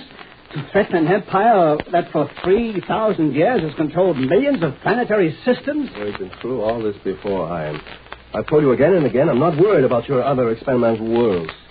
They're still cavemen or less. But this planet here, pure genius stock. A planet where nobody has an IQ below 150. And God knows how high they go. Well, I just can't tell about them. And His Majesty is worried, too. There have been rumors. He sent me here himself to decide whether or not those rumors could be true. But the people down there don't even know the Galactic Empire exists. Why, the men there are still farming with plows and sailing in steamships. Sure. What of it? Ordinary men on Earth with an average IQ of 100 needed maybe 500,000 years to get as far as your geniuses have in 1,500. I understand they've already developed Newtonian physics, chemical batteries, telescopes, world government. At that rate, they'll be visiting the other planets of this system in 50 years. They'll reach the stars in a century, and then they'll be loose in the Galactic Empire. Do you think they'd fit tamely into the caste system, like good subjects of the Emperor? Why, they couldn't even if they tried. They'd produce a new invention and a new philosopher every day. And that would mean the end of stability, and that, Professor, would mean the end of the Empire. So you say, but you're a soldier. You don't understand. Yes, I know. I'm a dirty militarist who can't see past the end of my own guns. All I'm good for is killing, huh? And you're a noble intellectual scientist. Yeah. I've heard that guff before, Professor, and I've gotten pretty tired of it. But I tell you, the genius people are cooperative in that. My orders are to inspect the place and decide for myself whether they're right or not. So that's what I'm going to do. Come along, Hein.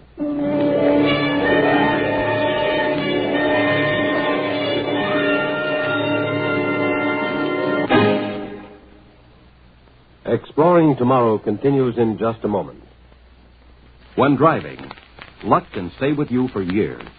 But on the road, it can leave you in a split second, a tragic split second. So drive carefully. You will live longer, and you will arrive alive.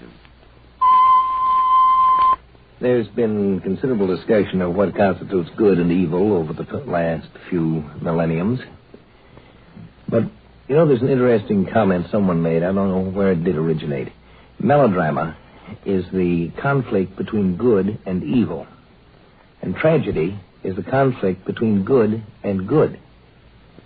When two good men, each with a good point to make, get into conflict, that's where real tragedy starts. All right, Professor. I've got the lifeboat into the atmosphere and leveled off. So where do I head now? Hein. Wake up, you wool-headed dreamer. I'm sorry, Marshal. I was thinking, looking out the porthole and thinking. What about? How lovely the sky is.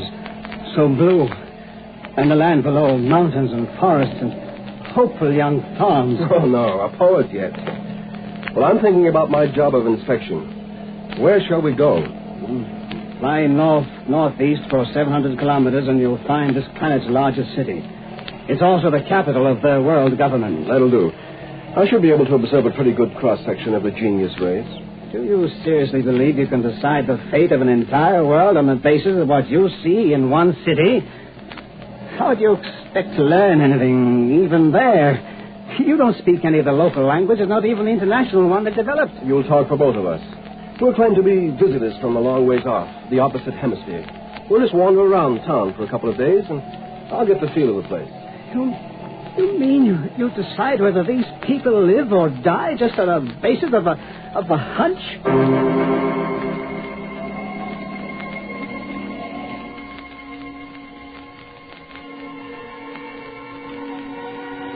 Now, here we are. Landed in an empty meadow. You sure nobody will happen by? Well, what do they do? The lifeboat is invisible. Even so. Well, we don't want the genius people learning the truth, do we, Professor? No, of course not. On that, you and I do agree. Well, my own motive is that I I don't want to spoil the experiment. Come on, let's get moving. We'll have to hike into the city.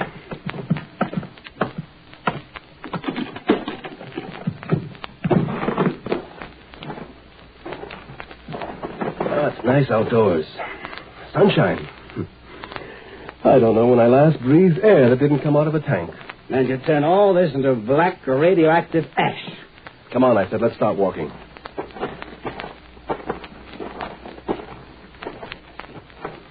Well, there's a road. It's pretty well paved. Oh, yes. 10 years ago, this was a livestock trail. Today, they're driving steam automobiles over it. I predict that 10 years from now, the first airplane will use this for a landing strip. But where's the mass market to support all that progress? There isn't much of one. Actually, most people here are still riding around in buggies. You see, they have a unique social system. The average man on this planet would rather buy a new book than a new gadget. But at the same time, their engineers keep on making inventions because a mind of such power can't help being creative. And I tell you, the Empire can't afford what you call creativeness.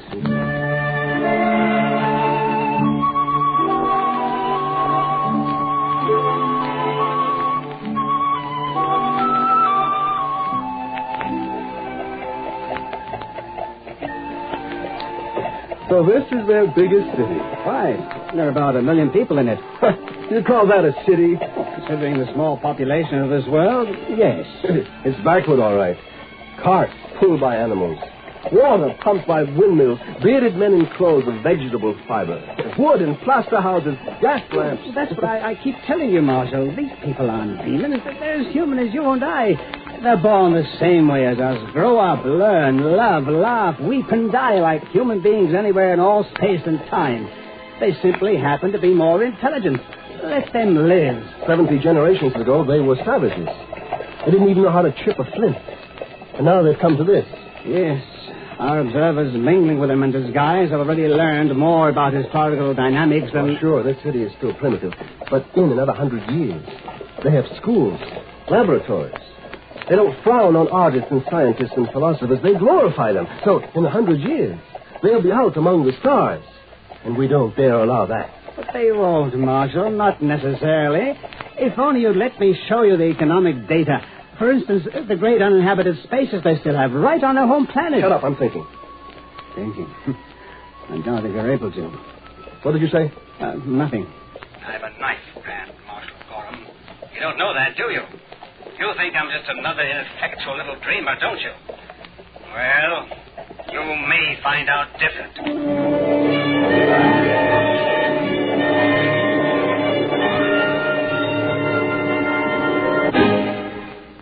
If by militarist we mean someone who believes that it is necessary to use physical force to carry out, to implement a theory, a belief, then it looks to me like Professor Heim has become a militarist.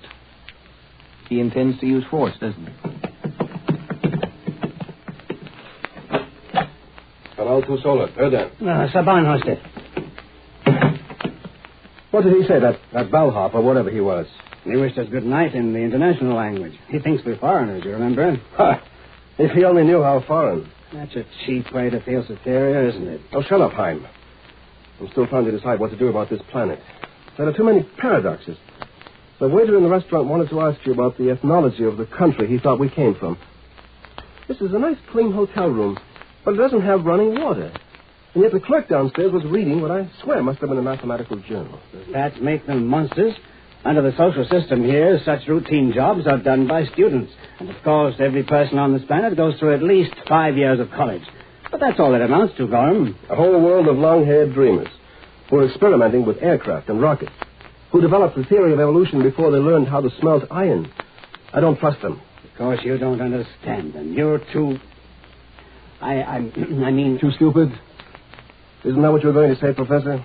I'm just a dumb militarist who worked his way from private soldier to Grand Marshal of the Galactic Empire. No fine scientist, just a hired hand keeping the barbarian raiders off your scientific back. Well, Professor Heim, I happen to be the man who will decide what's to become of this planet of geniuses. And have you decided yet, Your Excellency? Not yet. I can still take a couple of days to... 2 more days? After the Foundation worked for 1,500 years? Hey, what are you doing? This is a knife in my hand, Marshal Gorham. Don't move. If you reach for that blaster, I'll kill you. Oh, gone crazy, huh? No. You're the crazy one. You're the lunatic who wouldn't blot out man's last best hope, this planet. You allow yourself 3 days to decide the whole future of the world. Now unbuckle that blaster. Don't let your hand come near the trigger out. Drop it on the floor. Kick it over to me. So. Now I've got you where I want you. But, Professor, I haven't decided anything yet. I might decide this experiment is safe. I might still report to the Emperor. There's nothing to be afraid of. He can forget your race. You might, but I know you won't. I'm going to kill you, Marshal Gorham. I'm going to report to the spaceship captain that you died accidentally, and then I'm going to hope that the next Imperial inspector will be more reasonable. Look out! Stand back, you fool! Don't! I only stabbed you in the arm that time, Marshal Gorham, but you're in a corner now. I'll get you this time. Clo, very down. Go along, or I don't belong here, right? Ustanik, Sholti, Clo. You spoke their language. You already know the language of this planet. The attendant has the key, of course. He's coming in. Drop that knife, Professor Hein. He's a husky chap. Salomona. Yai. Take la odore. Drop that knife, I said, Professor. Yes, of course. Sit down, Hein. You look more shocked than I am. Gamla no ma, Dodan.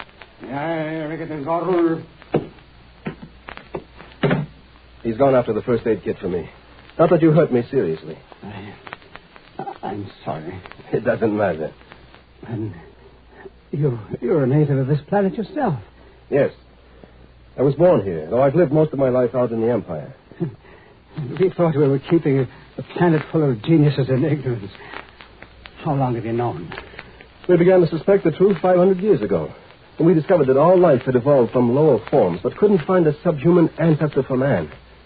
And finally, your disguised observers were identified. We even used blind man techniques to spot those wearing invisibility screens. Did you really expect you could go on fooling a race with twice your brain power? Well, we thought so. Yes, I suppose it was foolish. Some of us wormed our way into space as stowaways or in disguise, that sort of thing. People here live quietly, so as not to give the show away. We don't tell our children the truth till they're old enough to keep up the pretense. But meanwhile, for the past 300 years, our agents have been out in the Empire, learning everything you know, posing as citizens, working up into the key positions of your government. We can do that by sheer merit. Yes, obviously you can become Imperial Marshals. Quite. And when the Emperor got suspicious, he sent me, his trusted soldier, a notorious anti-intellectual, to check up for him. Naturally, I was going to give this planet a clean bill of health, but I had to string you along first to make it look good. Evidently, I put on a better act than I had planned. And now that I know your secret, I'll have to report that you were accidentally killed here, Professor. But don't worry. All you have to do is spend the rest of your life here as one of us. I don't think you'll mind that. Oh, no, not personally. I'd enjoy it. I used to envy the people on this world. But when your race, when you've completely taken over the Galactic Empire from within, what do you plan to do? Well, we'll remodel it, shall I say. I'm afraid you wouldn't understand exactly what we intend to do. It's a little beyond your grasp, but it will be for the benefit of the ordinary galactic citizen, too. The poor, backward, benighted galactic empire.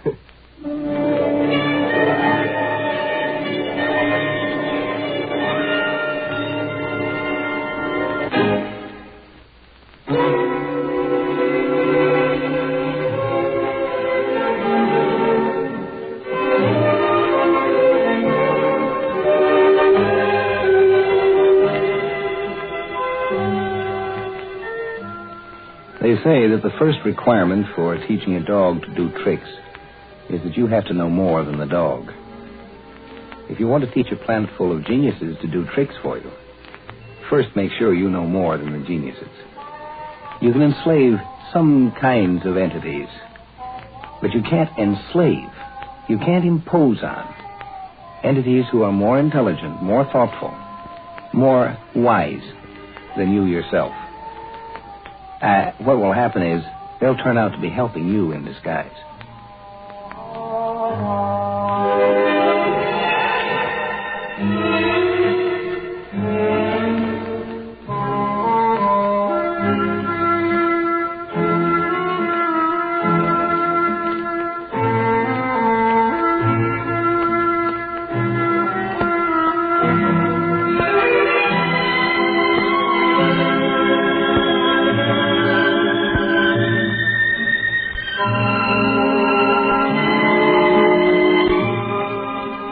Join us for a fascinating adventure in Exploring Tomorrow.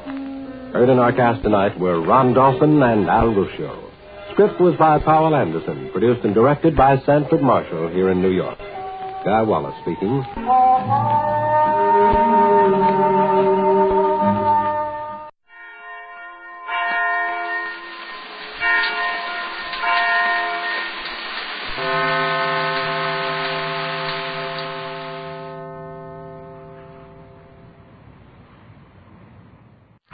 Presenting the transcription feature, Superman. Look, up in the sky. Bird, it's a plane. It's Superman. Yes, it's Superman, strange visitor from the planet Krypton, who came to Earth with powers and abilities far beyond those of mortal men. Superman who can leap tall buildings at a single bound, race a speeding bullet to its target, bend steel in his bare hand, and who, disguised as Clark Kent, mild-mannered reporter for a great metropolitan newspaper, fights a never-ending battle for truth and justice. But before we join Superman, listen. And now to our story. As you remember, Max Heller, the foreign agent, took a spy known as the Leopard Woman to his abandoned factory headquarters, there to destroy his folding-wing plane hidden in an underground hangar. However, when he heard the voices of Kent and White in the corridor above, Heller opened the hangar doors and turned the valve to build up enough air pressure to catapult the plane into the sky. But just as he was about to climb into the ship, the woman dropped him with a bullet. The next moment, the plane shot out of the hangar like a rocket, with the Leopard Woman at the controls. Locating the trapdoor leading to the hangar, Kent and Perry White found Heller dying. In an effort to save his life so that he could be grilled, Kent, after sending White out to start the car, lifted Heller in his arms and started for Metropolis City Hospital as Superman. As our story continues today, it is long after midnight. Kent and Perry White are alone in the latter's office at the Daily Planet. Now, for the last time, Kent, what happened back at that factory? Where did you vanish to? I told you it can't be explained, not now at least. What do you mean it can't be explained? Oh, you wouldn't understand. Oh, I wouldn't understand. So that's it. What am I, a moron? Who do you think's been running this paper for 20 years? Santa Claus? All of a sudden, I wouldn't understand. Now, look here. Doesn't pay to lose your temper, Mr. White. Remember your high blood pressure. Don't you worry about my high blood pressure. If it hasn't come out the top of my head by now, it never will. Now, once and for all, are you going to tell me where you and Heller disappeared to, or do I have to take drastic measures? Why won't you believe me, Mr. White? If I could tell you, I would. Well, why can't you tell me? You've got a tongue and I've got a pair of ears. You talk with your tongue and I'll hear with my ears. It isn't as easy as all that. No, isn't it? I suppose you think it was easy for me to run out of that underground hangar, get the car started, sit there for 5 minutes waiting for you to show up, and then search all over the place for you. I suppose you think that was easy. I'm sorry it had to happen that way. Your being sorry doesn't explain what did happen. How did you get Heller to the hospital? There wasn't another car within 10 miles of that factory. What did you do? Sprout wings? Yeah. Well, of course not. Then what did you do? Wait a minute. Wait a minute. There must have been another car. Another car? Yes. The car Heller used to get to the factory. That's it. Now, why did you leave me in the lurch and take that car? Oh, well, now that you've managed to discover what happened, I'll tell you. It was a faster, more powerful machine. I figured I could get into Metropolis sooner, and every minute counted. So you left me high and dry without saying a word about it? There wasn't time. Wasn't time. You had all the time in the world, and you knew it. What good did it do you to get to that dirty spite at the hospital? He's been in a coma ever since, and he'll never come out of it. Well, there's one chance in a million, and that's the chance I'm counting on. Heller knows plenty. If he does regain consciousness, he'll be glad to talk, if only to involve whoever shot him. Well, I can promise you he won't live, and he doesn't deserve to. I don't know what I'm sitting around here for. Well, the hospital said they'd call every half hour. It's important that I be on tap in case he does come out of the coma. You can go home if you wish. Oh, thanks. Thanks. I appreciate your interest. Oh, come now, Mr. White. Don't lay it on too thick. Answer it. Say please. All right, please. No, answer it. Hello. Oh, yes, Major. What? Oh, where was it found? Yes, of course. I see. No, he's still in a coma. I expect a call from the hospital any moment now. Yes, I will. All right, fine. It was Major Campbell. The police found the burned wreckage of Heller's folding-wing plane on the flatlands outside the city. Oh, anyone in it? No, a motorist reported seeing the plane come down to a pancake landing, but before he could get to it, it burst into flames. He thought he saw someone running away, but he wasn't sure. Well, where does that get us? No place yet. All we know is that whoever shot Heller escaped in his catapulted plane. I told you I heard a hissing sound right after the gun was fired. That was the compressed air. So what? Well, it's after midnight, and we're sitting here like a couple of stupid fools waiting for a man to die. No. Waiting for him to live. Oh, that's the hospital. Hello? Yes, I wondered what happened. No change, eh? No, when was that? Mm-hmm. What does Dr. Kingsley say? Mm-hmm. No, I'll be here all night if necessary. But yes, please do that, will you? Thank you. Goodbye. Maybe you'll be here all night, but I won't. Still in the coma, huh? Yes, they gave him his third transfusion 15 minutes ago. If I had anything to do with it, I wouldn't waste a drop of good American blood on that rat. I don't seem to understand, Mr. White, that Max Heller holds the key to the entire espionage situation. You heard what he mumbled before he lost consciousness down in that underground hangar. Something about a leopard woman. He was out of his mind. No, not quite. The Secret Service has heard of an Oriental spy ring called the Society of the Leopard, but they've never been able to run it down. If Heller pulls through and we can get him to talk, we might be able to clean up that ring. I'm getting a little fed up with this spy business. How far can any of them get in a country like this? That's what they said in France and Norway. How far can a few spies get? And you know what happened. They got far enough, boring from within, spreading fear and discontent.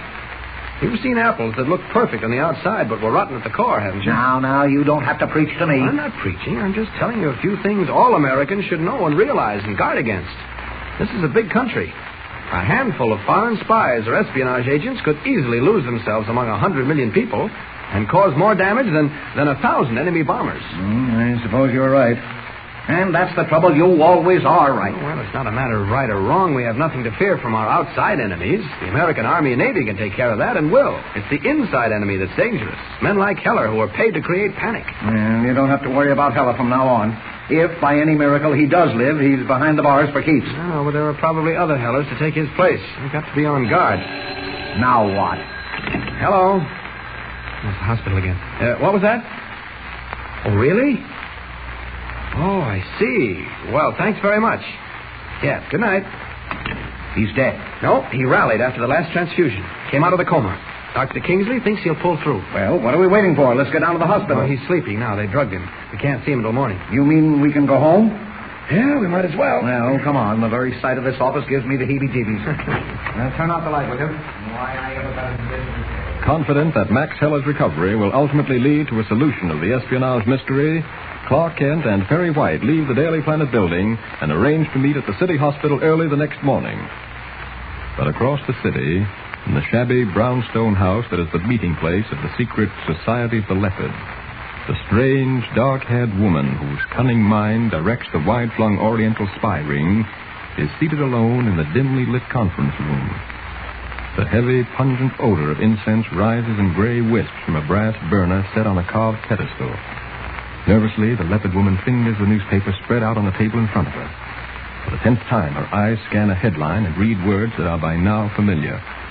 Suddenly, her hand, with its pointed blood-red nails, reaches out, lifts a small felt-tipped hammer from the table, and strikes it against the chime.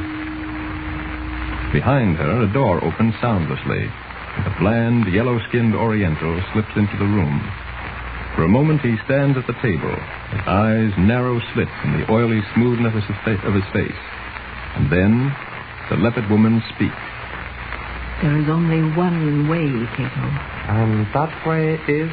We must see to it that his tongue does not pronounce for us a sentence of death. The mistake of putting only one bullet into his cowardly body must be corrected. Is it not said that he is close to death? Yes. Here in the paper. These American fools are like newborn children in their innocence. All things must be printed. Here it says in plain words, Heller was brought to the city hospital in a coma, and no hope is held out for his recovery. That means, Cato, that he will probably die. Then we do not have to fear his tongue. So long as he draws breath, Cato, I will not rest easy. I have made up my mind. We must hasten his dying. May I ask how you propose to accomplish this? I have given it much thought. It is a task I shall have to perform myself. There will be danger. Yes. Can no one else perform this task? No one else. I will require a small, sharp knife, and of course, my revolver. The plan I have in mind is a simple one, Cato. I will go directly to the hospital where our courageous friend is hovering between life and death.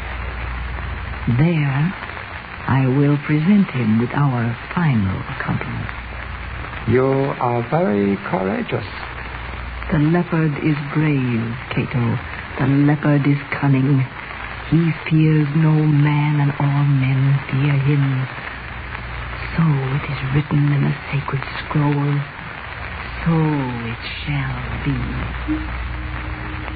An hour later, in the entrance foyer of the city hospital, the night nurse on duty looks up as a heavily veiled woman approaches the desk. I should like to see a patient, Max Heller. Max Heller? Oh, yes, emergency ward, second floor. Oh, I'm sorry, but he's on the danger list. Patients on the danger list are not permitted visitors. You may call on the phone to inquire as to his condition. That will not be necessary. I will see him now. Oh, but you can't, madam.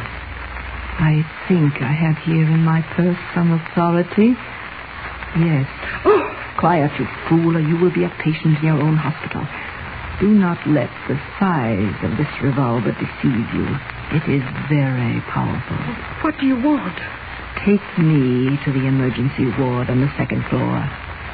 I will walk close behind you. And remember, if you make one false move, one mistake, you will join Max Heller on the danger list.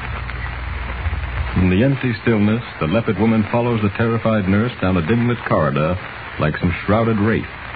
The short, polished steel barrel of a revolver half hidden under a dark cape. Will she succeed in her daring attempt to silence Max Heller forever? Don't miss the next episode. There's a thrill a minute. Tune in and listen with the Superman.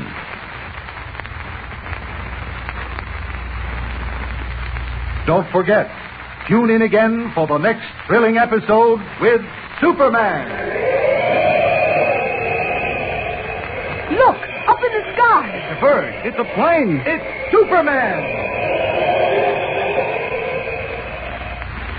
Superman is a copyrighted feature appearing in Action Comics magazine. Presenting the transcription feature, Superman. Look, up in the sky. It's a bird. It's a plane. It's Superman. Yes, it's Superman, strange visitor from the planet Krypton, who came to Earth with powers and abilities far beyond those of mortal men. Superman, who can leap tall buildings at a single bound, race a speeding bullet to its target, bend steel in his bare hands, and who, disguised as Clark Kent, mild-mannered reporter for a great metropolitan newspaper, fights a never-ending battle for truth and justice. But before we join Superman, listen. And now to our story.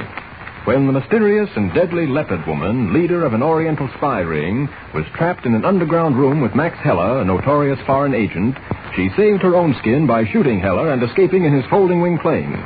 But Kent, as Superman, found the dying man and rushed him to a hospital, hoping to keep him alive so that he could be questioned as to the leopard woman's whereabouts and the extent of her operation.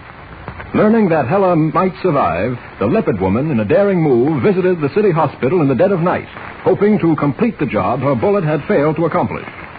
As our story continues today, the cunning female spy, heavily veiled, is forcing a terrified nurse to lead her to the emergency ward where Heller is hovering between life and death. Listen. Do not be deceived by the size of this revolver. It is no toy. Take me to the room where Max Heller is. I don't know the room. Don't lie. You told me a moment ago the emergency ward. Go ahead. And remember one word of you, one false move, and you will join Herr Heller on the danger list. Almost paralyzed with fright, the nurse leads the way down a deserted, dimly lit hospital corridor. The leopard woman following close behind, gun in hand. At the end of the corridor, the nurse stops. What are you stopping for? I tell you, I don't know the room. Maybe the feel of this revolver in your back will refresh your memory. No. Quiet. Enough of this nonsense. Take me to the emergency ward and be quick about it. I have very little patience. Pale and quivering, the nurse turns toward the door of the emergency ward at her left. But suddenly, a fear-choked scream rips from her throat. She drops to the floor in a dead faint. You little fool. Almost instantly, doors swing open along the hospital corridor as nurses and attendants search for the source of the scream. Trapped, the leopard woman darts into the nearest room, finds it empty. Closing the door behind her, she moves swiftly to the window, opens it. With amazing agility, she climbs out, drops 10 feet to the courtyard below, and melts into the darkness as the hospital corridor becomes alive with the excited babble of a dozen voices. An hour later, Clark Kent and Major Campbell, Chief of the Secret Service, are questioning the still terrified nurse in the office of the hospital superintendent. Try and remember exactly what happened, Miss Evans. May be of great help to us. You better take notes, Kent. Oh, yes, I will, Major. What time was it when the woman first approached your desk, Miss Evans? About 2:30. Were you the only nurse on duty? No, Miss McCary and Miss Burns were on with me, but both of them were answering ward calls. The private nurses and attendants were in their rooms. It's usually that way between 2 and 5 in the morning. I see. Now, as I understand it, this woman forced you down the corridor at the point of a gun, threatening your life unless you led her to the emergency ward. That's right. And then you fainted. Yes, sir. I still don't know what happened to that woman. She escaped through the window of an empty room across the corridor from the emergency ward. Who was she? What did she want? We're not quite certain, Miss Evans, but thank you for your information. I may go now? Certainly, and thank you very much. You're quite welcome.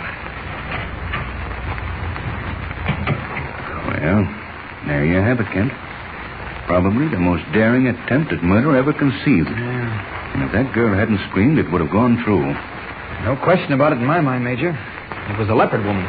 Well, one thing is certain. She won't come back here. All we can do is sit tight until Heller is able to talk. What did Dr. Kingsley say? Unless he has a relapse, he'll recover. Maybe a week before we can question him, no? That's bad. Too much can happen in a week. I wouldn't be at all surprised if she and her society had something to do with those submarine attacks off our shore. After all, those subs must have had a radio contact on shore. Sounds likely. Can't that be checked? It can. It's very difficult. They change wavelengths frequently, even change the source of the signal. It's like tracking down a weasel in a briar patch. But I'll put our shortwave listening posts on guard. Well, no sense hanging around here any longer. Let's get some sleep. I think I'll spend the rest of the night at the hospital, Major. Well, don't you feel well? Oh, sure, I feel fine. It's just that, well, I think it's safer. Don't tell me you're getting jittery, Kent. Heller's in a private room with a 6'5" cop at the door, and 2 of our men are guarding the hospital entrance. Nobody could get through. No, I know that, but I've got a little idea I'd like to try out just to be on the safe side. It isn't very important. Well, suit yourself. I'm going home. I'll leave instructions that you're in charge. Okay. They'll probably let you sleep in an empty room. I'm sure nothing's going to happen, but you know where to reach me if you want me. Yes, I have your number. Okay. Good night, Kent. Good night, Major. Leaving Kent at the hospital, the Secret Service chief returns to his home for a few hours of well-earned rest. Meanwhile, in the brownstone house at the other end of the city, headquarters of the Society of the Leopard, the door of a room opens silently, and a Japanese accomplice enters with early editions of the morning papers. Seated at a table, clothed in her black silk ceremonial robe, the leopard woman scans the front pages hurriedly. Yes, here it is, Cato. Just as I suspected. Listen. Early this morning, a daring attempt was made to snuff out the life of Hans Heller, notorious foreign agent. now held at the city hospital with a bullet wound in the chest. Heller is being given the best of medical care in the hope that he will recover and reveal all he knows about espionage activities in this country. You hear that, Cato? Yes, I hear. It is a hope that will never be realized. That man Heller cannot live, Cato. I shall have to try again. How will it be possible? Certainly they're taking precautions now, even if they did not before. There must be a way. Nothing is impossible. Perhaps you wish Cato to make supreme sacrifice? What do you mean? If Cato walk into a hospital carrying bomb, there would be a violent explosion. That's all? You speak with the true fearlessness of the leopard, Cato. But it would not work. The entrance must be guarded. You, a Japanese, could never gain admission. No. It must be done with cunning. Wait. I think I have a plan. Yes, a perfect plan. I will become a patient at the city hospital. Cato do not understand. It's very simple. I'm going to be sick, Cato, violently sick. Summon one of our English-speaking friends who has pledged allegiance to the leopard. He will arrange for a private room and a private nurse at the city hospital. I will be called Miss Brown. Miss Helen Brown. It is a common American name. They will not suspect the doctor? Not until it's too late. You forget I am an actress by profession. I can simulate pain very easily. Now, quickly, call the council together. I must give them final instructions in the event something unforeseen happens. Strike the gong. Hours later, just as dawn is breaking, a call buzzer summons a nurse into a private room at the city hospital. Yes, Miss Brown? I would like some water, please. Oh, certainly.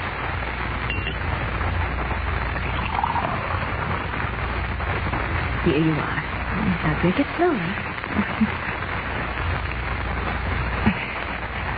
Thank you. How do you feel? I'm a little better. Oh, I'm glad to hear that. Now, why don't you try to sleep? I'm not sleepy. There was something I wanted to ask you. Mm-hmm. My brother, the gentleman who brought me here, said there had been some trouble at the hospital during the night. What was it? Oh, nothing very much. We have a foreign spy here. He was wounded when he was captured. Oh, I hope he's not been away near me. Oh, no. He's in a private room at the end of the corridor. And there's a policeman at the door. Don't worry. Oh. May I have my handbag, please? It's a home address. Mm-hmm. Here you are. Miss Brown, what are you doing? Getting out of bed. You're getting in. Oh. Keep that pretty mouth of yours shut if you know what's good for you. Oh. Take off that uniform. Take it off, I said. I don't carry this revolver around to powder my nose with. It works. Now get that uniform off and get it off fast. Or this is the last nursing job you will ever see. Forcing the nurse to remove her uniform, let the woman dons it, tears the bedsheet into strips, and binds and gags the helpless girl on the bed.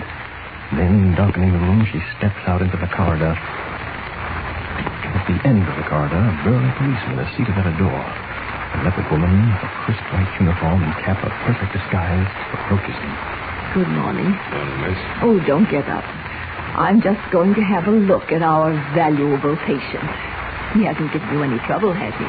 Not him. He's out cold. Yes. Fortunate. Unsuspected, the leopard woman slips into Max Heller's room, silently approaches the bed. Only a thin shaft of gray light filters in through the drawn shades. Reaching out, her supple fingers with their cruel pointed nails fasten on Heller's throat. This is the moment for which she has been waiting. Don't miss the next startling episode if you want thrills galore. What can possibly stop the leopard woman now? Tune in and listen with Superman. Don't forget, tune in again for the next thrilling episode with Superman. Look, up in the sky. It's a bird. It's a plane. It's Superman. Superman is a copyrighted feature appearing in Action Comics magazine.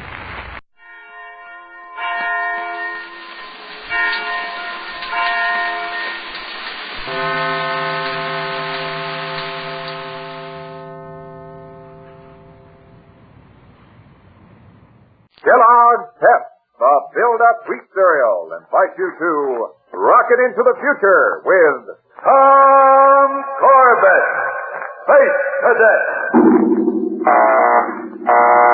Stand by to raise shift. Blast off -5, 4, 3, 2, 1, 0.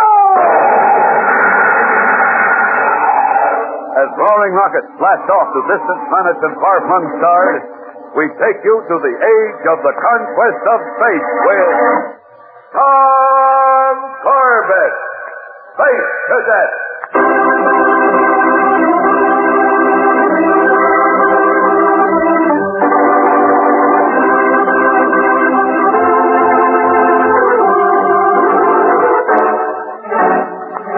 The greatest space search in history is slowly drawing to an end. A manhunt that has seen the mighty Solar Guard fleet sweep space from the outer edges of Pluto to the twilight zone of Mercury in a search for two men who have in their possession every ounce of a priceless chemical explosive, N-72C.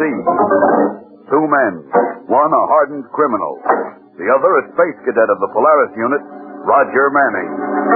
Now, one by one, the heavy rocket cruisers report in to Captain Strong at Space Academy. Rocket cruiser Capella to Space Academy. Come in. This is Strong at Space Academy. Go ahead with your report. Completed patrol and search of 19 spacecraft in sectors 45, 46, 47, John K. Jupiter orbit. No sign of Cadet Roger Manning or Jonas Brady. No evidence of N-72C explosive. Running low of fuel. Request permission to proceed to nearest base for refuel. Your orders are to proceed to Venusport and deactivate your ship. Deactivate my ship? I don't understand. Production of uranium pitch blende has been stopped as a result of the stolen N-72C. Present supply of reactant fuel has been restricted to emergencies only. Emergency? Well, this is an emergency. You have your orders. Proceed to Venusport and deactivate your ship and transmission. That's the 35th ship I've had to cradle in the last 2 weeks. Everyone put away is one less chance of finding Roger and Brady and the missing N-72C. Well, I still can't believe that Roger had anything to do with this. Well, the evidence is pretty strong, Corbett. He's AWOL from the Academy. He shipped aboard Brady's space freighter voluntarily, and Brady had the stolen explosives aboard. I know, sir, but... Then he refused to talk to me when we contacted the freighter. Now, we found Brady's ex-partner dead, and one shot had been fired from Roger's gun. But that still doesn't prove Roger's guilt. We'll give him every chance in the world to prove his innocence when we find him. Right now, the Solar Guard fleet is sinking to the size of a squadron for lack of fuel. In another 2 weeks, the only things we'll have left in space will be memories.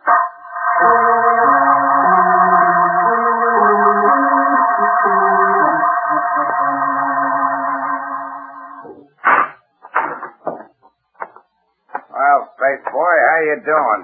Fine. Till you came in, Brady. Still got that big mouth, huh, Manny? Maybe I should have closed it for you back on Jupiter. Maybe you should have. What do you want with me, anyhow? Well, now with poor old Peter's gone, I need help. Don't give me that poor old Peter's routine.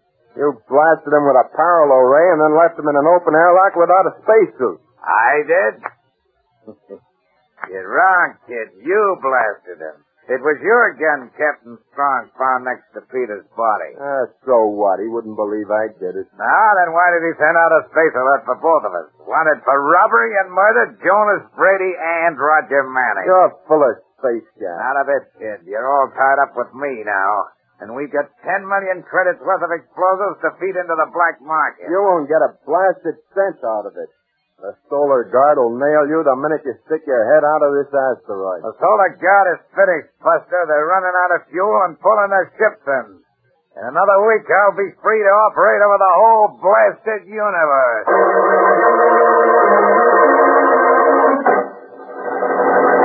We'll return to the exciting adventures of Tom Corbett, Space Cadet, in just a moment, so stand by. Fellas and girls, how would you like to have a photograph cutout of Roger Manning, a swell picture you could hang up on your wall? Well then, hold on to your seatbelts, because I'm going to tell you where to get one. And besides Roger Manning's picture, you can get pictures of Astro, Tom Corbett, and Dr. Dale, too. These swell, true-to-life picture cutouts of your favorite Space Cadet are waiting for you right now on the back of packages of Kellogg's Pep. Wait till you see them. They're full-length pictures in exciting Space Academy uniforms. You want to get the whole set. Each picture makes a swell cutout. You can frame them, hang them on the wall, paste them on books. Everybody will have their favorite Space Cadet picture cutout, and you want yours too. So start your collection now. Just go to your grocery store and get a regular-sized package of Kellogg's Pep. Look on the back of the package. That's where you'll find your Space Cadet cutout. And remember, every time you buy a regular-sized package of Kellogg's Pep, you'll get another cutout right on the back of the package. Get ready to blast off for your package of Kellogg's Pep just as soon as you can. Remember, to get your swell Space Cadet cutout, be sure you ask for the Build-Up Wheat Cereal. Kellogg's Pep. P-E-P. Pep.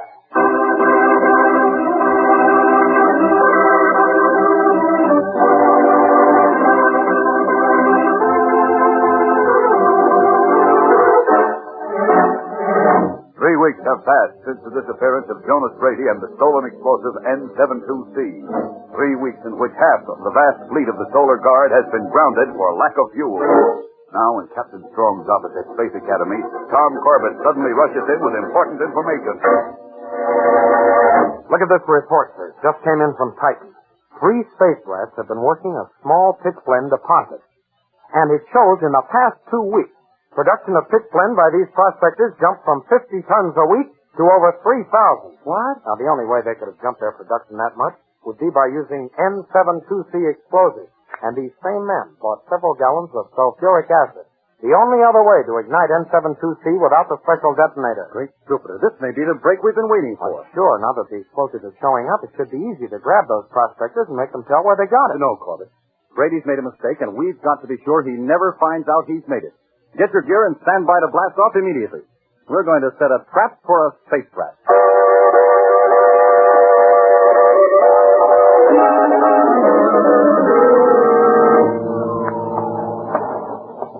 All right, Corbett. You ready? Yes, sir. All set. What?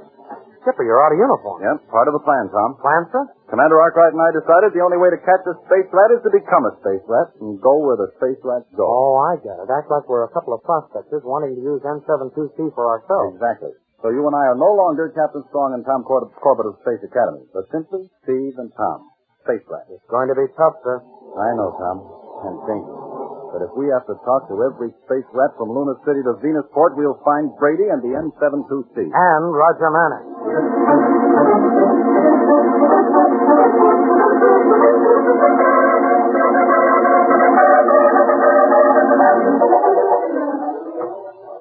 By the rings of Saturn, this must be the worst dive in Venusport, Skipper. Skipper? Steve. Oh, yeah, Steve. Yes, Tom, this is about as bad as they come. Space rats, criminals, spacemen have lost their papers for one thing or another. They all come to places like these. Come on, I'll get a bottle of Martian water while you grab a table. Right. Hiya, Buster. Mind if an old rocket jockey sits down? Go ahead. Have a seat, spaceman. Thank you. Oh, the old bones ain't what they used to be. Too much acceleration's what did it. Too much when I was a youngster and ready to ride anything that could blast off. Say, you just looking for pleasure or something special? Here you are, Tommy. Oh, who's your friend? Oh, spaceman, Steve. What'd you say your name was? I didn't say, but it's Shinny. Nicholas Shinny. Rocketman, 3rd class. 20 years as an enlisted man in the Solar Guard. Oh, how are you, Shinny? Glad to know you. Mr. Shinny to you. I'm old enough to be father to both of you. Okay, Mr. Shinny. My name's Steve. I'm Tom. Glad to meet you, boys. Well, how about a drink? Now, that's something I ain't turned down in 20 years. Well, here you are, Mr. Shinny. Thank you. Spaceman's luck. Now then, what brings you two fellers down to this part of Venusport, eh? Got a strike lined up? Well, yes. We have a pitchblende strike lined up all right. Checked out in the asteroid belt. But we can't get the stuff out of the ground. Oh, deposit runs too deep from the surface, eh? Right. We've been trying to get some atomic explosives to blast it out of there. I can tell you ain't space riding very long. Why, spaceman, atomic explosives would blast your little asteroid back to proton. Well, what else is there? TBT or dynamite wouldn't reach it. What you need is some N72C. N72C. Oh, that's a real bright suggestion. Yeah, go buy some at the Corner Credit Exchange. It might be easier than that. Hey, look, Mr. Shinny. Don't tell me you know where you can get some N72C. Maybe not. If you figure on using it, your pitchblende strike's got to be big, 'cause N72C will cost you plenty. How much? 50,000 credits a box. Is that all? Listen, Mr. Shinny, we got a strike lined up that'll make the Pluto mines look like a hole in the ground. That's so. Well, now, maybe we can do business. But, I get 1/3 of whatever you dig out. 1/3? That might be as much as 5 million credits. You heard me. 1/3. Listen, you broken down space bum. You try to hold us up for 1/3 and you won't get anything. I'll give you 1/5. Take it or leave it. I'll take it. Have you got the explosive nearby? No, I can find out where to get it, but you can't. Meet me at the spaceport tomorrow night, around this time. In the meantime, I have to do a little scouting around. Right connections, you know. Say, about 10,000 credits. I'll give you 5. I'll take it. And believe me, Mr. Shinny, if you're not at the spaceport tomorrow night, you'd better not be in Venusport at all, because I'll boot you from here to the asteroid belt. Remember that.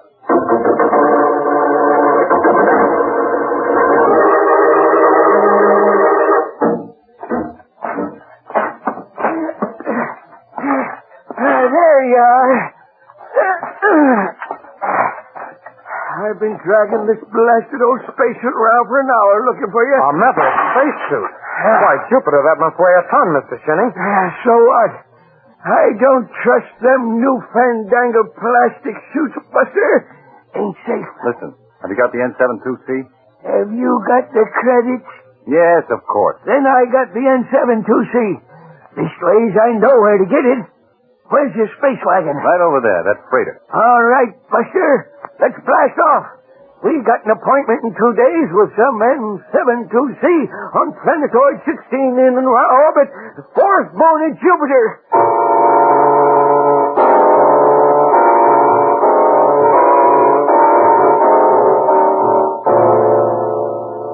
Well, we're here, Captain Strong.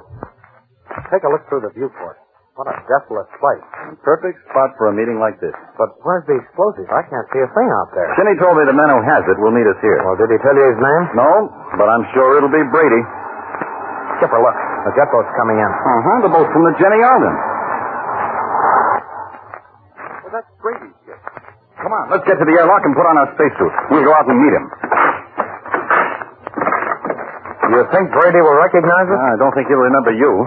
And I think this beard I've been growing, plus my space helmet, will do the trick for me. Oh, giving Shinny that sleeping pill in his rocket juice was a good idea. Just a precaution, Tom. All right, put on your helmet. All set, Skipper. Okay, let's go. And remember, if Brady does recognize us... I know, sir. It'll probably be the last chance we'll get to find the N72C or Roger.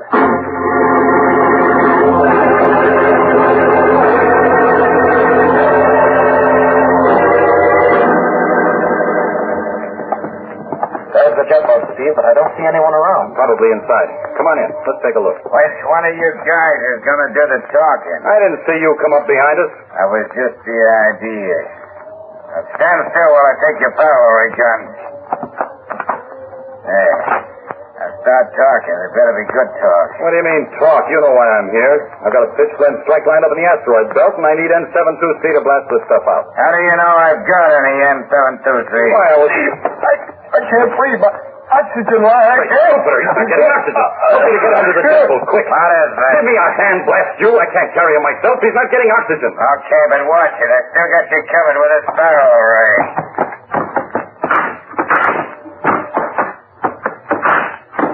Wait a minute now. Let me get his helmet off. There. You okay, Tom? Yeah. Thanks. Intake valve must have jammed. It's only take me a second to fix it. Look, I'm in a hurry. You want that N723C or not? Yes, I'll take 5 pounds. You got that much? I got that and plenty more. That'll be 500,000 credits. 500,000? I was told it would be 50,000 credits. The price has gone up. 500,000. And I deliver the stuff to you here. Why can't I pick it up? What if you don't come back? If you want it, you'll take the chance. Well, I have to speak to my partner. Half the credits are his. Okay, but make it quick. Tom, have you got it set up? Yeah, all ready to work. Good. Then put on your helmet and let's go. And by the way, nice acting. Thanks. All right, Brady, I'll take it. But only 3 pounds of N72C, that's all I can afford. Where's your money? Right here. 300,000 credits. Hey, you guys must really have a big vein to start off with a stake like this. Most space rats don't make this much in a lifetime. It's to be delivered in 4 hours, Brady. And if you don't come back, we'll come looking for you. I'll be back. Besides, if the solar god can't find me, how can you? Hey, wait a minute. How about our parallel ray guns? They go with me, and don't try to follow me. Now get out. Okay. There he goes, Tom. Straight back to the N72C. Yeah, leaving a trail behind him as big as a comet with a radar beacon signal I attached to his jet boat. We'll give him a half-hour start and then blast off after him. With any kind of luck, we'll find the N72C and Roger. Yeah, if he's still alive.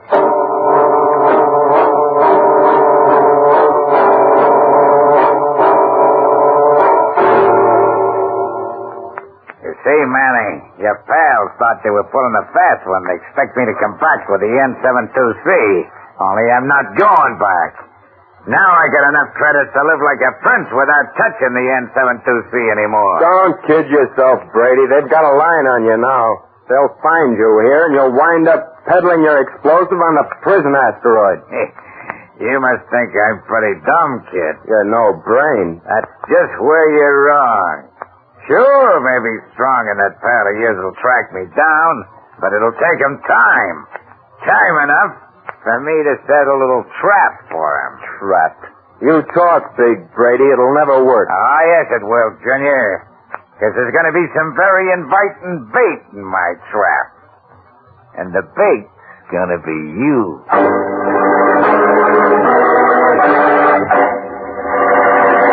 We'll return to the exciting adventures of Tom Corbett, Space Cadet, in just a moment, so stand by. Blast off power. That's what you get in Kellogg's Pep. Get blast off power. Start your day with hearty Kellogg's Pep. Pep gives you the kind of hard-hitting food energy you need to rock it off into a busy day. It's the cereal the cadets at Space Academy call for when there's action ahead. And Pep supplies you with essential vitamins, too. You get vitamin B1 and a whole day supply of vitamin D in every serving. No wonder spacemen head for the breakfast table and pour out a big helping of Pep every morning. It's Kellogg's Pep for blast-off power. And say, just wait till you taste that keen whole wheat and malt flavor. You'll be reaching for second helpings every time. Kellogg's Pep with milk and sugar is the perfect way to start the day. When you fill up a bowl full and dig in, you want to travel at full space speed right through to the last bite. After all, Roger, Tom, and all the cadets say the same thing. For swell eating and blast-off food power, it's Kellogg's Pep. So start your day the spaceman's way. Ask Mom to get the cereal that gives you more builder-upper food values than any other wheat flake. Ask Mom to get Kellogg's Pep. P-E-P. Pep.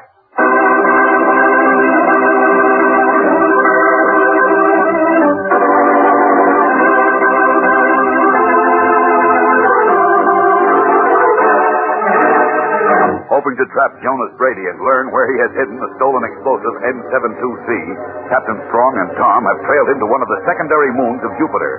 But now, as they cautiously make their way across the desolate terrain toward Brady's jet boat, they are unaware that they have been led into a trap.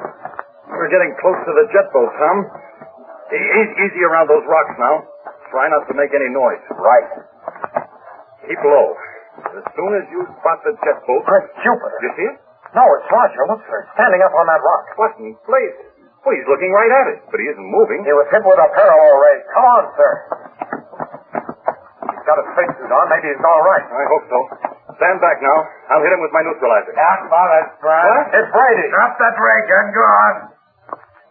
You too, kid. Why, you... No, Tom. Do as he says. Real smart of you, Captain. But now I'm going to frost you and leave you here just like I did Peters without a spacesuit. So long, Captain Strong. Hey, what blazes? Skipper, it's Shinny in his old suit. Stay back, you old space bum. Stay back. Like time I will, Buster. All right, take it. Keep trying. Why, you... Skipper, his ray doesn't work. Not through metal. Time for us to take over, Tom. Right. No. Stay back, all of you. See this? Skipper, he has the chunk of N72C. That's right. One more step and I'll throw it. Don't be a fool. You'll blast yourself. What have I got to lose now? You got your choice. Let me go or we'll all be space junk. You got like count 10 to make up your mind. 1, 2, Like that space Corey, he ain't letting him get away with it, are you? I'm afraid we have no choice, Shinny. Yes, we do, Skipper. Come back here. Stay right, kid. Go ahead, throw it, Brady. Let's see if you have the nerve. I'm warning you. Oh, look out. He's throwing the stuff. We'll all be killed.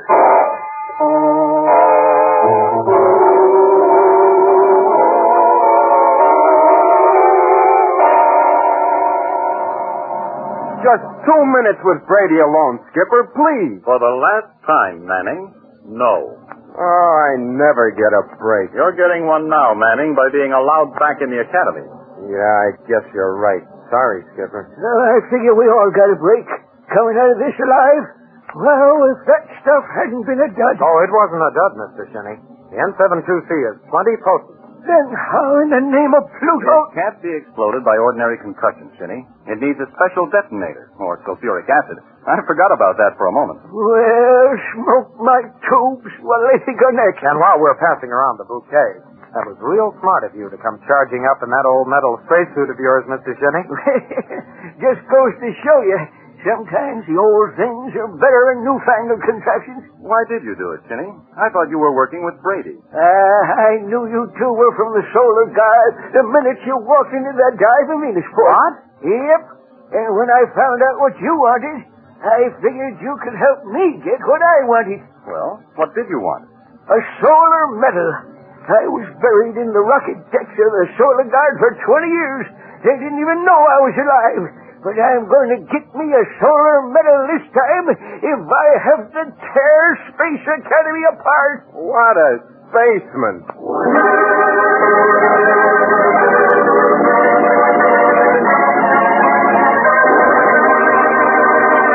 Don't miss the next action-packed adventure with Tom Corbett, Space Cadet, on Tuesday, when the crew of the Polaris rockets into danger in The Mystery of the Sparkling Meteor.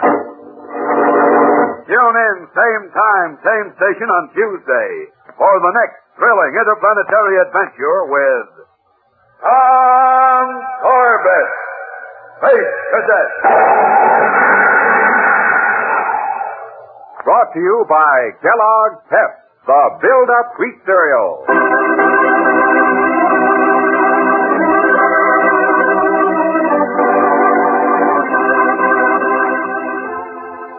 Tom Corbett, Space Cadet, starring Frankie Thomas, can also be seen on television and appears in the comic sections of many of America's leading newspapers. Look for it daily and in weekend editions. Featured in today's cast were Jan Merlin, Edward Bryce, Ian Martin, and Gilbert Mack. Today's program was written by Richard Jessup, directed by Drex Hines. Jackson Beck speaking. Kellogg's Raisin Bran has a secret. Kellogg's Raisin Bran has a secret. And what a secret! In Kellogg's Raisin Bran, the tasty raisins are dipped in honeycomb. That means plumper, more tender raisins, along with delicious Golden Crisp Bran flakes. Both fruit and cereal all in one box. And no other raisin brand but Kellogg's gives you the tender goodness of raisins dipped in honeycomb. That's Kellogg's.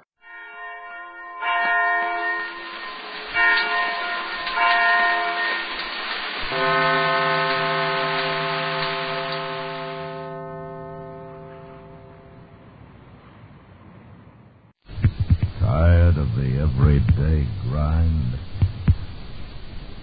Ever dream of a life of romantic adventure?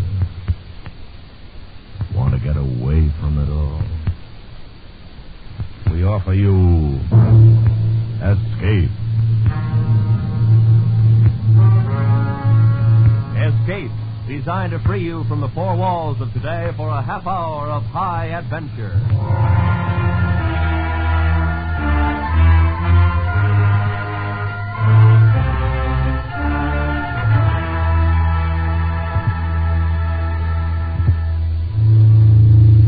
Living in a new and fabulous land, surrounded by all that is generous and kind, while your hosts, heedless of your pleas, are planning, as is the custom of their country, to kill you in a strange and terrible manner. Listen now as Escape brings you the fantastic story of the Voyages of Sinbad.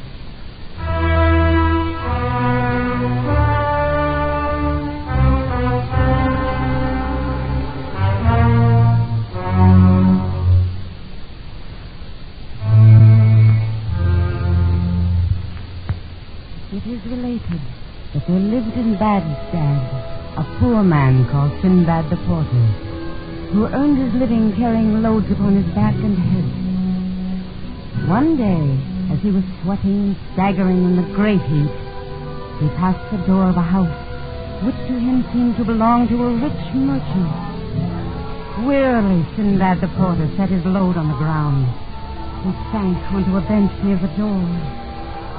He marveled at the scent of air and the sounds of birds from within the garden.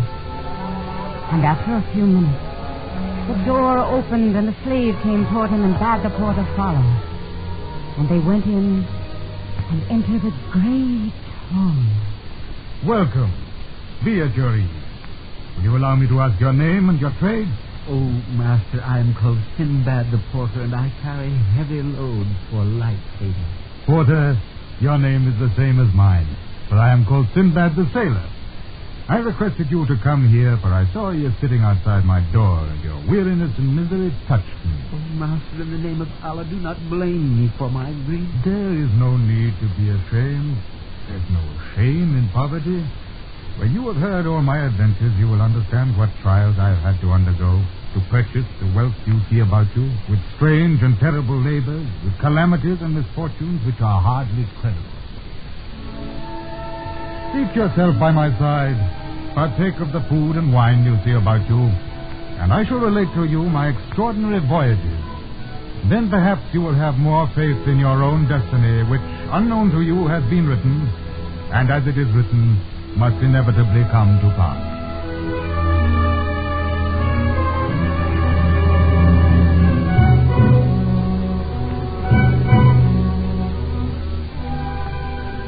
You must know, O honorable porter, who bears the same name as myself, that upon the death of my father, I found myself possessed of a considerable fortune which I spent in the accustomed excesses of youth. And when I found that my purse was nearly empty, I determined to travel. And going to the market, bought myself a lading of varied merchandise which was carried on board a ship just starting from Baghdad with other merchants. We made excellent time across the seas, trading to great profit from island to island, until one day, in mid-ocean, a tempest came upon us, and the great seas broke our ship to pieces and washed all who were aboard into the gulfs of the water. Thanks to Allah, I found the plank, and clinging to it for several days, found myself thrown more dead than alive upon the beach of an island.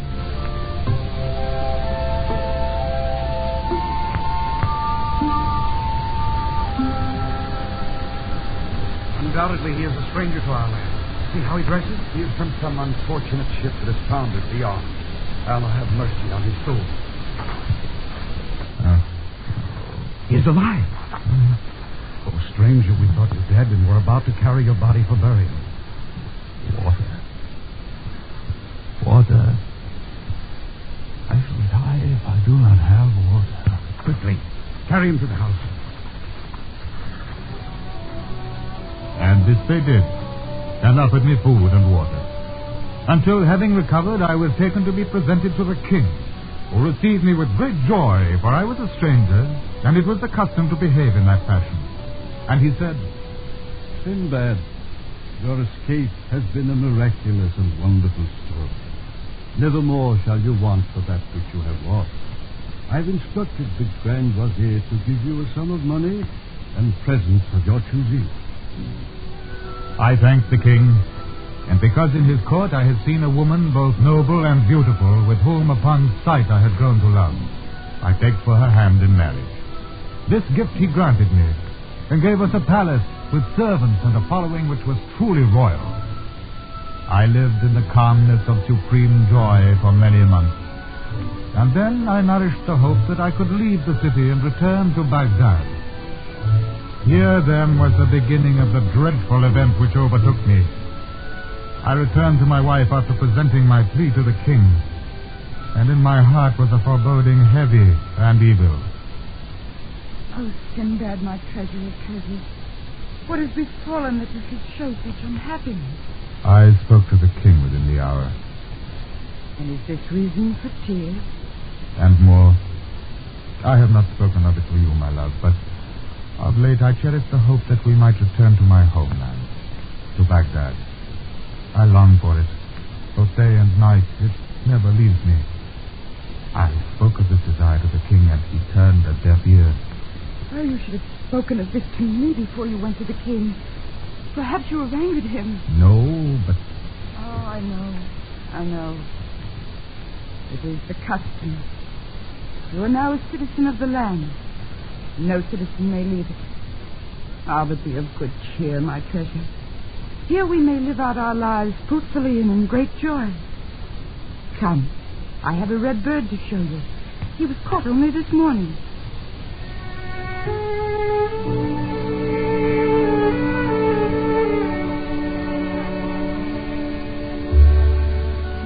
But I could not rid my mind of the fears which grew one upon the other. I was virtually a prisoner in the land. And then one day, my neighbor's wife died, and as he was my friend, I went to him and tried to console him. It is Allah's will, and I shall perish for it. Do not grieve more than is lawful, O my neighbor. Soon the agony will become softer, and Allah will find you another wife. May he prolong your days, my friend. How can you say that? Why, it is the truth. How can you wish me a long life when you know that I have but 1 hour to live? 1 hour? Why do you speak in that way? What gloomy presentiments are these? Surely you would not think of killing yourself. Is it possible that you do not know the customs of our country? Why, I'm confused, oh my friend. What custom is this? It is a rule here, a law, that every husband must be buried alive with his dead wife, and every wife buried alive with her dead husband. But this cannot be. In 1 hour's time, I shall be committed to the earth with the body of my wife. As Allah lives, the custom is detestable. You must refuse. The very thought of such a thing is... It is the custom. Every man must conform to the custom of our ancestors. Now I bid you farewell, for I must prepare myself for what is to come. And as I stood in his house, the friends and relations of my neighbor gathered, formed a procession, and the funeral went forward. The woman's body was placed in an open casket, dressed in her most beautiful garments and wearing the chief of her jewels. And the husband walked beside the coffin. We all proceeded with slow steps towards the place of burial. And the man Abdul, who had befriended me at the shore, explained what was to happen. There, Sinbad, where the stone cover is being lifted, it covers a well of great depth. That is where they lower the body? Yes, and afterwards the husband will be put in. He will surely die if there are no escape. None. A large jar of water and 7 loaves will go with him. Then the stone cover will be replaced. As it is written, so must it be. Look, he suffers this to be done with no complaint. It would be useless. slowly my neighbor was lowered into the well. And then, as Abdul had spoken, the stone cover was replaced, and we all returned whence we had come. I was sick with fear at what I had seen. In all my travels, never had I witnessed so barbarous a custom. And though my love for my wife was great, my fear was greater. The only consolation I could find was in the thought that I should be the first to die, and therefore I would not suffer the burial alive. But this consolation was vain. For a short time afterwards, my wife fell ill of a strange malady. You will be well again. Oh, my love. No. No, never again. I'm so weak. The day becomes night. My love, my treasure, do not speak in this way. I have sent for the highest physicians in the land. They will bring ointment with which to cure you. My jewel, you must live. You must. But where are you? Sinbad. Sinbad.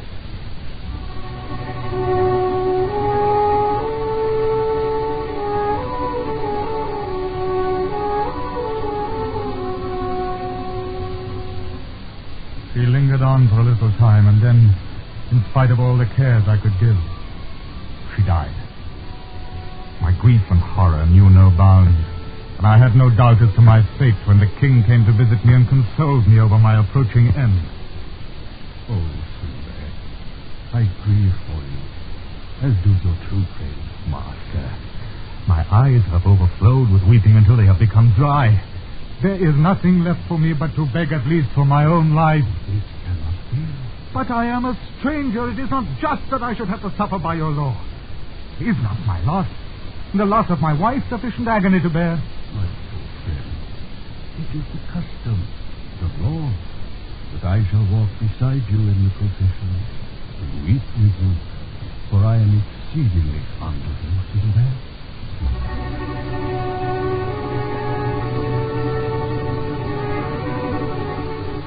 And so it was done. We came to the well beside the mountain which overlooked the sea, and my dear wife's body was lowered into it. And then, in spite of my struggles and lamentations, ropes were fixed under my arms, and tying a jar of water and 7 loaves of bread to my back, they began to lower me into the well. Farewell! Oh, Sinbad, farewell! No, I do not deserve this. I cannot die like this. No! Their voices came from a greater and greater distance, echoing the mournful wail about me, until the sounds became lost in the blackness. Down, then deeper was I lowered, and then I reached the bottom. The rope end was released from above, and I saw the light of the opening disappear as they replaced the great stone cover and went their ways. I was alone in that fearful underground place, alone with only the dead for my companions.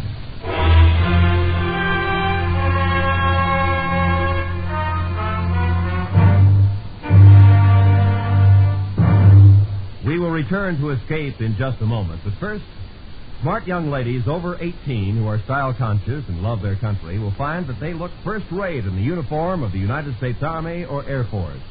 Ask at your nearest recruiting office and find out which of the many fascinating openings fits you best. Enlist and serve with honor. Defense is everybody's job. And now, back to Escape.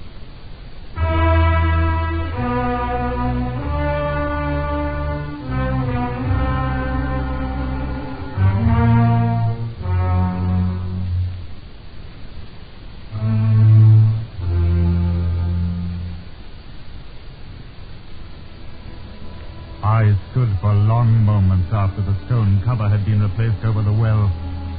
And then my eyes became accustomed to the semi-darkness, and I took note of this mortuary cave, which I found to be strewn with old and new bodies. It filled me with indescribable horror. But being determined not to die out of hand, I made careful inspection of the cave.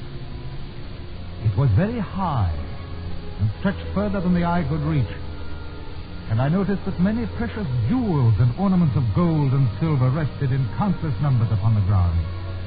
These, I realized, were the useless possessions of the dead. For 2 or 3 days I lived thus, ever searching for a way out, until I heard the stone cover of the wall being removed and a woman's body was lowered in its coffin. She, in turn, was followed by her mortal husband. I heard his cries of fear as he descended.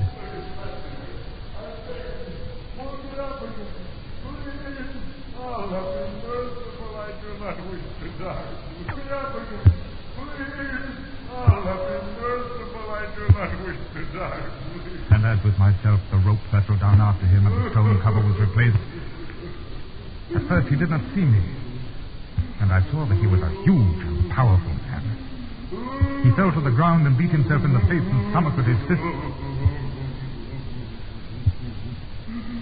Hear me, your friend. Who is there? Answer me for the love of Allah. Who is it? I cannot see you. Who are you? Do not come nearer. Be in peace, oh my friend. I am but Sinbad the sailor who was put into this place but a few short days ago. You are human? You are alive, but I thought all who came here died. The bread and water gives us nourishment for a little while. In that time we may seek an escape. There is no escape. It is Allah's will. I curse the woman I married that she should bring me to such an end. No. Speak gently of her, friend. It is more the fault of yourself than hers. You should have seen to it in life that this horrible thing, this law, would be abolished. It is the custom. No man can stop it. It is the custom.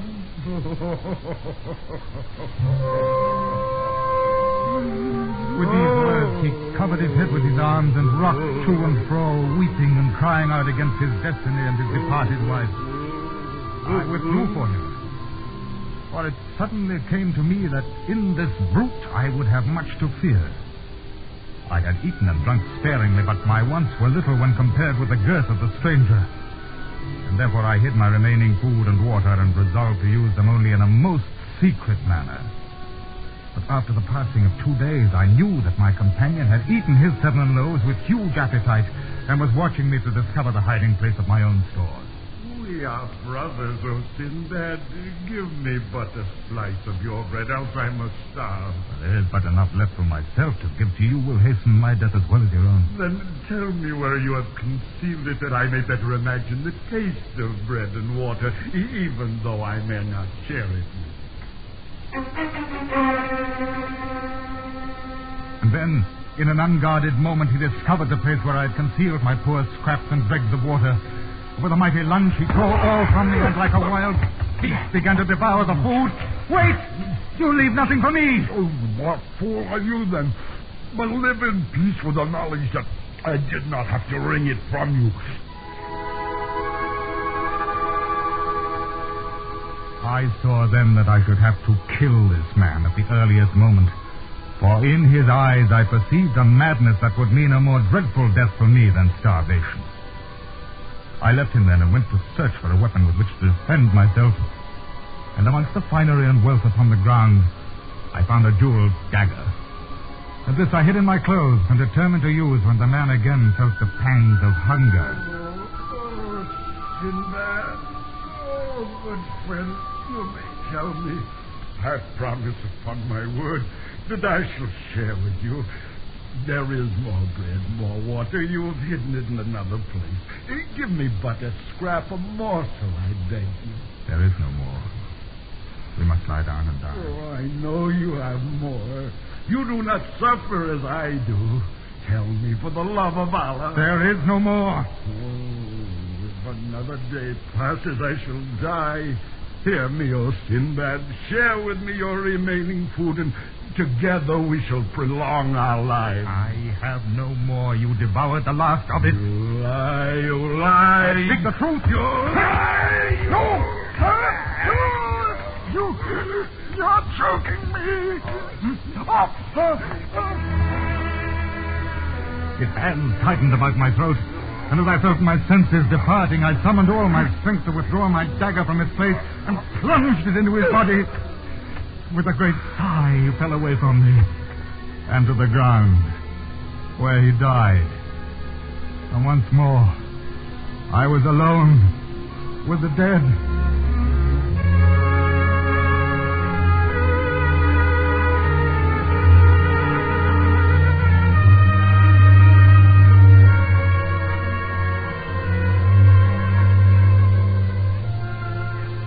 3 days and more passed.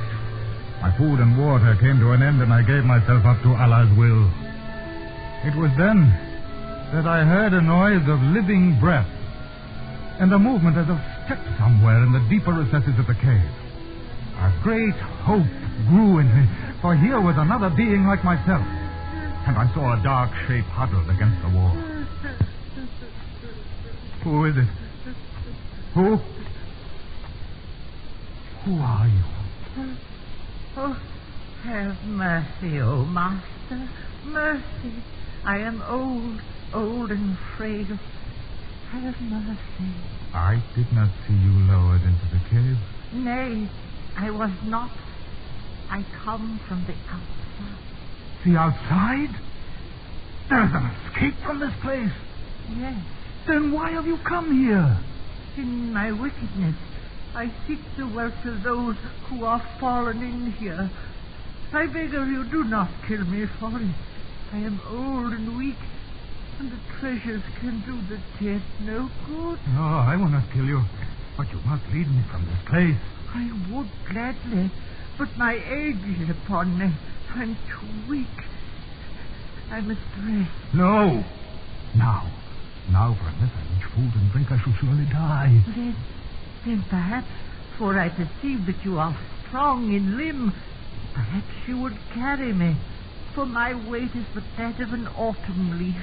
This will I do. Oh, good old man, climb up on my shoulders and lead me the way from this accursed place.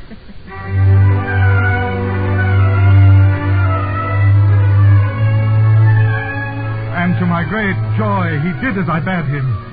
And after traveling countless passages, we came upon a hole which had been burrowed in the earth, and thence into the open air. About me were trees bearing the most succulent of fruits, and a silver stream was at my feet. I made to put the old man down to sate my hunger and thirst. But he did not move. Rather, he pressed his thighs more tightly around my neck and weighed down upon my shoulders with all his weight. And a great fear took me. I tried to throw the old man to earth, but he replied by pressing my throat until I was half strangled. And then he kicked me in the stomach until I got up. Now, take me to the tree over there, for I am hungry. I desire to pluck of the fruits upon it. Go! You're strangling me. Go! Then perhaps I shall allow you to feed as befits a beast of burden. All that day and night stayed upon my shoulders, and I was no better than a beast of burden. In the morning I was aroused by a great kick and urged on to find his breakfast with blows from his fists and feet. I had never suffered such humiliation of spirit or discomfort of body. I could find no way to rid myself of him, and I cursed the virtuous impulse which had led me to help him. Rather, I thought I should have remained in the cave to die in peace. And then one day, after weeks of servitude, I found a good. What is the purpose of that strange object lying before the tree over there? It is a good, old man. A good? What manner of thing is this? It has many uses. In my land, it is a receptacle for wine. Wine? You speak with strange words, Sinbad. What is wine? Wine? It has been long since I tasted of it, but it is a sensation so delicate that one's senses cannot encompass the pleasure brought about by its use. How is it made? With the grape? Then you must make me wine, Sinbad. Go pick up the gourd and make me wine. And I saw in his command an idea. Yet I did as I was bidden.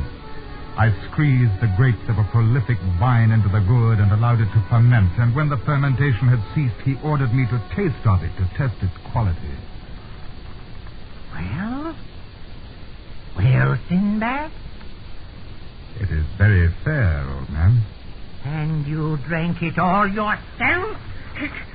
Give me the gourd, slave! Whereupon he carried the wine to his lips and drank it to the last drop and threw the gourd far up among the trees. Soon the wine began to work on his brain. First he danced and jigged on my shoulders and then half collapsed with slack muscles. With a rapid movement, I threw the old man to the ground, then fell upon him and smashed his skull to pieces with a rock. And thus he died. May Allah have compassion upon his soul.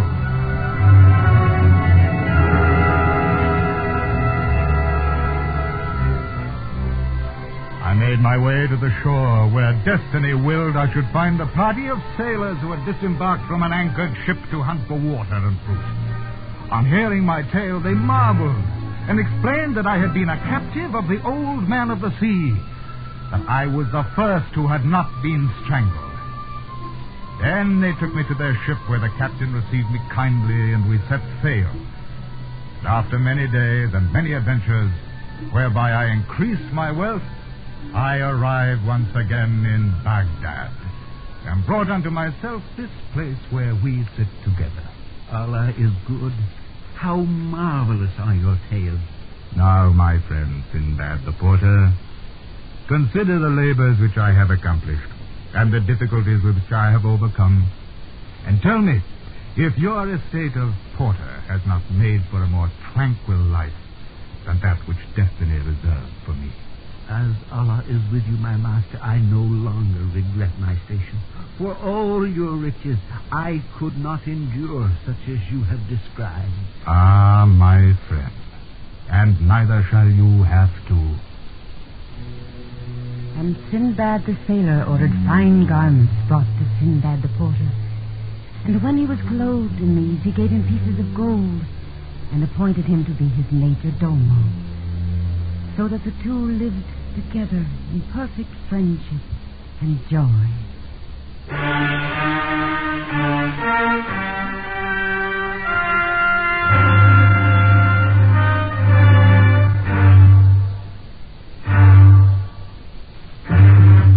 Escape has brought you The Voyages of Sinbad, adapted and directed by Anthony Ellis, starring Ben Wright as Sinbad. Featured in the cast were Joseph Kearns, Ted DeCorsia, Whitfield Connor, Herb Butterfield, Parley Bear, Amanda Blake, Georgia Ellis, Larry Thor, and Kurt Martell.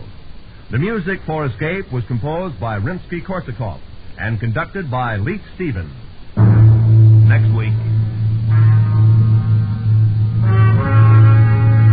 You are in command of a ship sailing with sealed orders into an ocean fraught with danger, while the enemy whom you seek is lying in wait for the moment when they will close in and strike, leaving you no escape.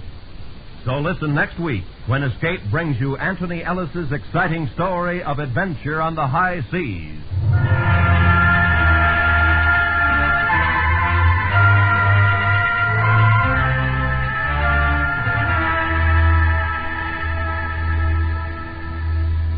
Tomorrow night, Van Heflin stars on Suspense's thrilling production, The Case of Marie Celeste, in a tale well calculated to keep you in suspense. Van Heflin stars as a mass murderer on a ship at sea. Remember, it's tomorrow night on most of these same CBS radio stations.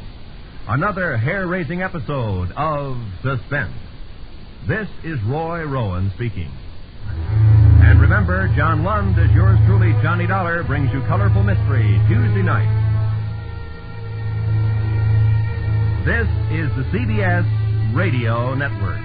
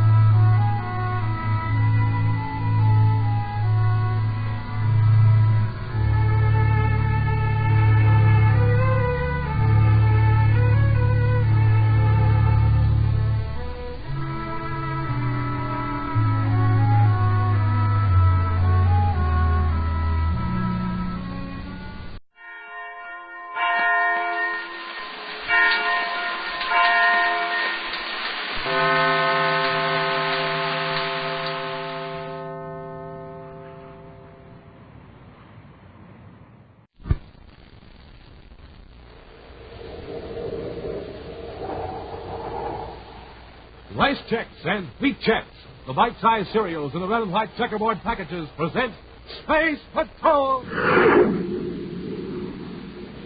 High adventure in the wild, vast reaches of space. Missions of daring in the name of interplanetary justice. Travel into the future with Buzz Corey, Commander-in-Chief of the Space Patrol. In today's transcribed Space Patrol adventure, Buzz and Happy are in their Star Drive ship when a patrol ship piloted by a spy, Matthew Smead, suddenly approaches. Keep watching Speed in the periscope, Hap. I'll blast away to another part of space. Yes, sir.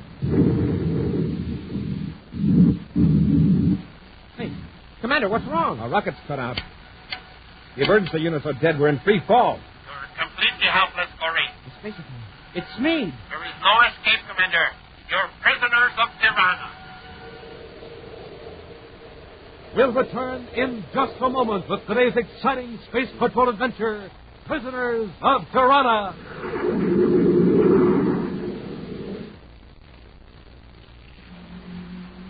Captain Tufel, think this is a pretty good spot to watch the boat races? No, Hap, that seawall's kind of high. Well, just peer through your periscope like I'm going to do. You'll see everything clear as day. Hey, that's right. The Space Patrol periscope is a big 24 inches high, tapered special for wide-angle vision. And the Space Patrol periscope's got 2 magic mirrors that let you see around corners, over fences, around trees, and over bushes. But nobody can see you. Yes, sir, gang. You see without being seen. And say, you'll like the neat periscope colors, too. Blue, yellow, and red. And on every periscope, there's a special place for your name, address, even your solar system. Real keen for space spying. Or for spying on your Earth pals. Remember, Space Patrol periscope works for you, like magic. You can see around corners and trees, over fences and bushes, but nobody can see you. Now, Space Patrollers, if you don't want to miss out on all the fun you can have with the periscope, you better hurry, because this offer is limited. So right away, today, send a Rice Chex or Wheat Chex, box top, together with your name and address and 25 cents in coin to Space Patrol, Box 686, St. Louis, Missouri. Don't forget your 25 cents. That's Space Patrol, Box 686, St. Louis, Missouri. And now, today's Space Patrol adventure, Prisoners of Tiranna. Within the past few weeks, Commander Corey and Cadet Happy have captured several spies from Tiranna, a warlike group of planets that's intending to attack the solar system. But in spite of these arrests, Buzz has been unable to learn much about the enemy forces or the time set for the attack. Attempts to capture Tiranna's chief spy, known on the United Planets as Matthew Smead, have thus far failed. Right now, Cadet Happy is just entering Commander Corey's central office on Terra.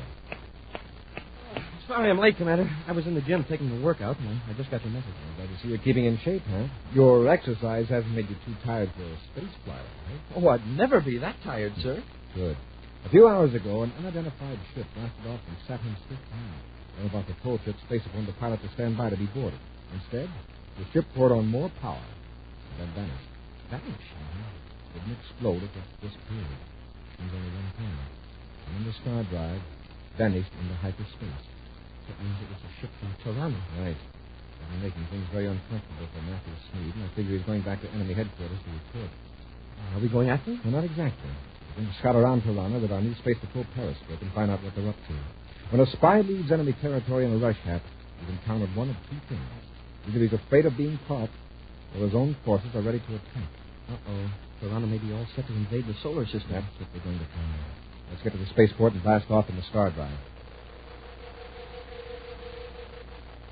Tiranna is a planetary system 80 light years from the sun in the constellation Pegasus. The vast distance is traversed in an amazingly short time in the Star Drive ship using a hyperspace principle that cross the barriers of ordinary space and time. Buzz has set the hyperspace vector computer to bring the ship out of Star Drive a considerable distance from Tiranna. I've just completed the astrogation check, sir. That star is Tiranna, all right. We're 300 million DUs away from it. Good. What we picked up from those captured spies were well outside the orbit of the outermost planet. Check the viewscopes carefully. Yes, sir. So far, we're alone in space. Now, you watch out for ships. I'll locate the planets. That's going to be some job. There's 15 of them. We'll start with the seventh planet from Tiranna. It's the main one of the system. Our job now is to locate the principal cities and any concentration of spaceships. Hap, set up the periscope while I figure out which of those planets is Tiranna 7. A Although the name of General Mognier means nothing to Buzz and Happy, it's a name spoken with dread on the planets of a dozen solar systems throughout the galaxy. As head of the intelligence section of the Tirannian forces, General Mognier has directed the vast network of spies that have laid the groundwork for the defeat and slavery of the inhabitants of scores of planets. At this moment, in his headquarters in the capital city of Tiranna, Mognier sits before a huge chart of our own solar system, glowering at a man who stands before him. His visitor is known to the Space Patrol as Matthew Smead. Agent Kasurik reporting, General. You made fast time from the United Planets before. Your message ordered me to return to Tiranna immediately. I'm glad to see that you obey at least one of my commands. Do you know Abby told you? No, sir. Our forces are ready to attack, perhaps? Not quite. And if all our agents are like you, we never will be. I have done my best, General. So, you have sent to the United Planets to obtain data on their defenses, to send us samples of their weapons. You have failed us. Some of my top assistants were captured. All of my work was undone. And how did they happen to be captured? I had a run of bad luck, General. Bad luck, indeed. Bad luck is a sniveling phrase used to excuse carelessness, inefficiency. Something even worse. What do you mean? Perhaps you are tired of being the historic agent of Tiranna. You wish to spend the rest of your life as Matthew Smead in the United Planets. I am loyal to Tiranna, I swear it. They certainly don't speak well for your loyalty, mistress. You have permitted the enemy to know of our coming attack. Thus, you have robbed our own forces of the important weapons supplies. But, General... The United Planets forces will be ready to fight. Tell us to use great forces. Destroy vast resources that otherwise you could have taken back. General, listen, I haven't please. time to discuss them with you. Giving you a new assignment. There's an opening on one of our captive planets. A desk job. I'm eager to serve Tiranna any way you see fit, General. What planet is it? Yakala. But that's the plague spot of the galaxy. Yes. The climate is foul, the insects are large and poisonous, and the inhabitants greatly resent the Tirannian rule. General Mognier, before I accept this new assignment... Your acceptance is already in effect. Tomorrow morning, a spaceship leaves for Yakala. You will be honest. Now, please understand, as I say, I'm willing to take... I have a call here. Sorry, General. Mognier. Yes, what's it like? Yes. And its origin? No, don't attack. Just keep it under observation until further orders, Mognier. Very interesting. Very interesting. Something wrong? Nothing wrong. Except that an unidentified spaceship is cruising outside the orbit of Planet 15. Obviously a star drive ship. Because it got through our outer perimeter warning system. Where was it from? It's a spy ship from the United Planets. That's impossible. They have only one star drive ship in operation. One is enough. You got here in one ship, didn't you? There's one of them. It can be dangerous. Our patrols can blast it to pieces. Of course. I expect a brilliant idea like that from you, Kasurik. Here we have a splendid piece of enemy technology right on our back doorstep. Something you haven't been able to provide us, and you want to blast it to pieces. I should have sent you to Chikala long ago. General, if I capture that ship, will you reconsider the Jakala assignment? Don't be ridiculous. Please, General, I admit I failed to an extent. But I do know more about the United Planets than anyone in Tiranna. I know their weapons and the way their pilots think. Give me a chance to get that ship. All right. But if you fail, you'll be on your way to Jakala tomorrow morning. Elsewhere, with their star drive ship at low velocity, Buzz and Happy are scanning the surface of Tiranna 7 millions of DUs away through their Space Patrol periscope. Using an optical principle that operates through hyperspace, the periscope can focus on any point, even penetrate buildings. During the past few moments, thousands of square miles of the planet have been projected on the image mirror of the periscope. It's the biggest city we've seen in Tiranna so far, Commander. Now it's got to focus on the street. Nothing strange about the people, except the clothes. See if you can find a spaceport or a manufacturing center. Yes, sir. If we only had a map of Tiranna, we could set the periscope for exact coordinates. As it is, we're just working hit or miss. Once we find one good target, it'll help us locate others. Yeah, we can look inside offices in the map room. Find the military headquarters might be able to locate their plans for attack. Commander, I think I've got something. Take a look at the periscope. Never mind that. Check number 3 viewscope screen. A spaceship. I wonder if they've seen it. Check the vector hat. Yes, sir. And one good thing, it's still a long way off. Now we can probably get away. Not yet. First, we use our periscope. Set up the coordinates in the focus. We'll see what that ship looks like up close. Oh, maybe we can tell what kind of element it's got. Better yet, we can see inside the control compartment. The image of our ship is in our viewscope. We'll know it's time to get moving. It's changing vector slightly, sir. Got it in the periscope now. Is it a star drive job, sir? It's smaller than the Tiranna ships. One to be seen scouting on the solar system. I'd say it's just slightly larger than our ship. If it isn't star drive, we stand a good chance of getting away. The periscope's in the pilot now. Take a look. Yes, sir. And rockets, it's Matthew Smead. Big as life and twice as ugly. How they expected to run into him? I don't like that look on his face. But then, come to think of it, I never did. He's smart. No wonder he's got our ship in his viewscope screen. What's he up to? Trying to get closer without tipping us off that he sees us?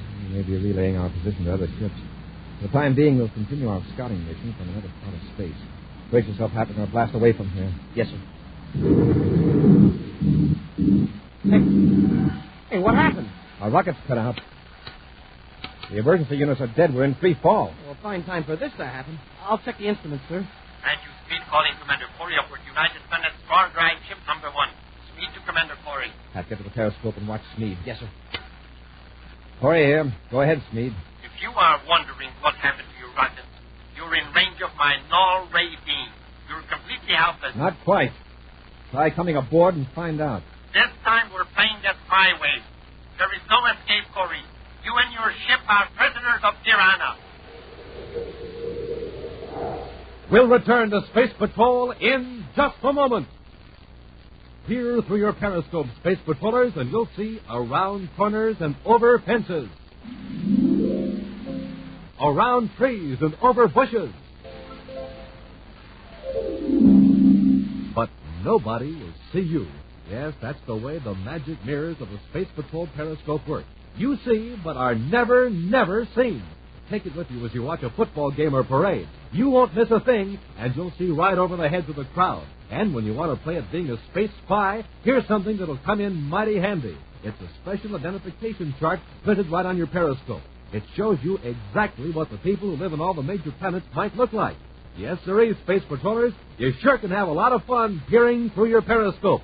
And say, you put it together yourself. That's right, all 24 inches of it. Easy directions are right on the envelope it comes in. You can do it quick as a flash, and then you're all set to start peering through your Space Patrol periscope. But hurry and send for yours today. This terrific offer is almost over. Just send a rice checks or wheat checks box top, together with your name and address, and 25 cents in coin to Space Patrol, Box 686, St. Louis, Missouri. That's Space Patrol, Box 686, St. Louis, Missouri. This offer good only in the USA and may be withdrawn at any time. And now back to our Space Patrol adventure, Prisoners of Tiranna. Cruising at low velocity, millions of DUs from Tiranna 7, Buzz and Happy are scanning the surface of the planet for military installations with their Space Patrol periscope. Sighting a Tirannian spaceship, they focus the periscope inside the control compartment and discover the pilot is the Tirannian spy, known to them as Matthew Smead. When they attempt to elude the enemy ship, Smead cuts off their rocket power with a null ray. As he closes in on their helpless ship, spacophoning instructions to them, Buzz and Happy watch the spy through their periscope. Listen carefully, Commander. My ship has been designed so that its airlock will couple with your United Planet ship. When I join airlock with you, come aboard. Suppose we don't. You have no choice. I have weapons aboard this ship that can render you incapable of resistance. And your space torpedoes, the null ray makes them useless. All right, Smead, we'll come aboard. What to do now?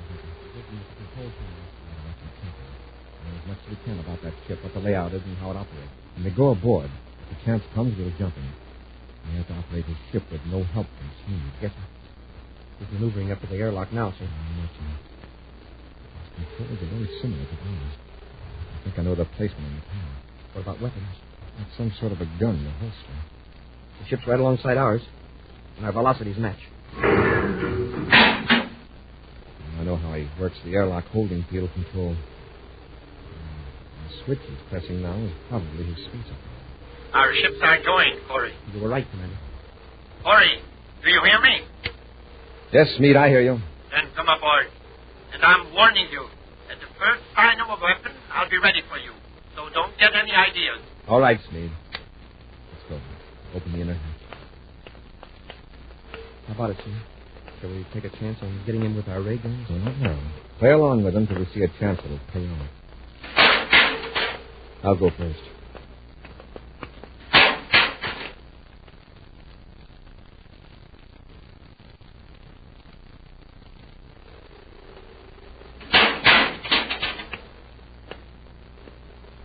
Raise your hands. Both of you. That's it.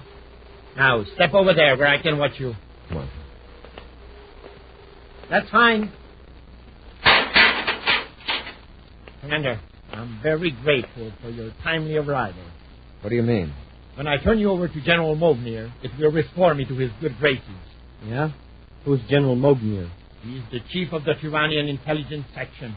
He'll be delighted to hear that I not only captured your ship, but the commander-in-chief of the Space Patrol as well. Don't move, Corey. Just to be on the safe side, I'd better quiet you down with this M-ray gun. Oh, don't be alarmed. It's similar to your paralyzer ray. You'll be conscious, but unable to make any rash move. Let's get him happy. Oh, quite effective, isn't it?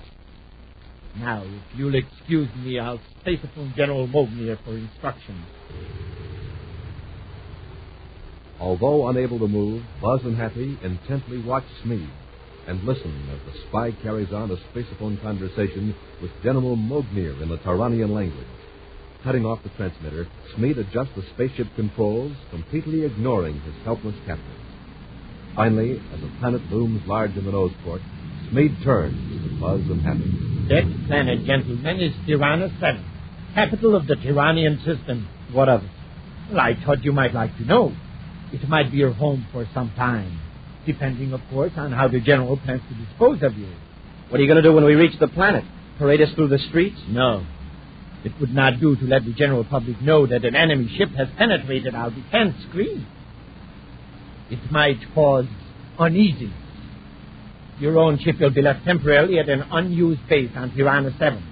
As soon as I detach your ship from mine, you will be taken to the spaceport of our capital city. There you will be interviewed privately by General Mognier. I can hardly wait. I must warn you, Cadet. The General has no patience with impudence. So, there's one matter that will have to be attended to before we reach Tiranna 7. Your uniform. What about them? Well, they would attract attention, give rise to rumors and speculations. When we step out of the ship, you will be dressed as Tyrannian civilians. And remember, treat General Mognier as he deserves.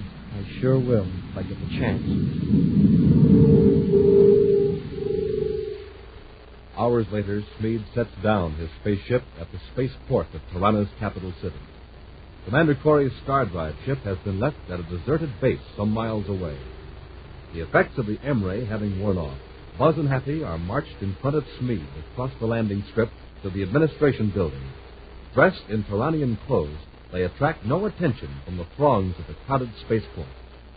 Right now, they're in an office where a thick-set man in full military regalia stares at them with cold, penetrating eyes. At last, the general speaks. Zavaga Blase, General. Mushklata Karukori. Agatala, Cadet Hop, Tron. Now we will continue this discussion in the United Planets language of the field. I'm General Mognier, the Chief of the Intelligence Section of the Imperial Tyrannian Space Army.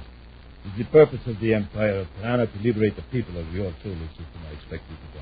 You said liberate, General. Don't you mean enslave? It doesn't matter. It has been decided that your planets are to come under Tyrannian rule. We want to achieve this with as little violence and destruction as possible.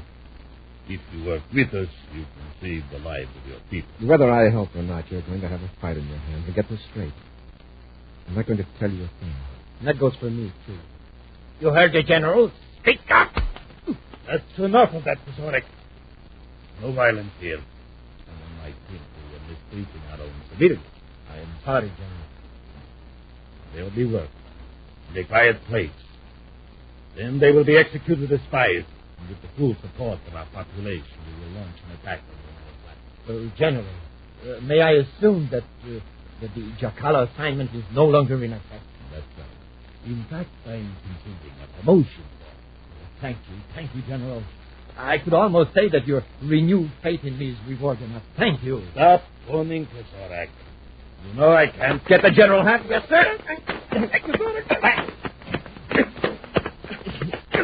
got use it. I'll take it. My arm.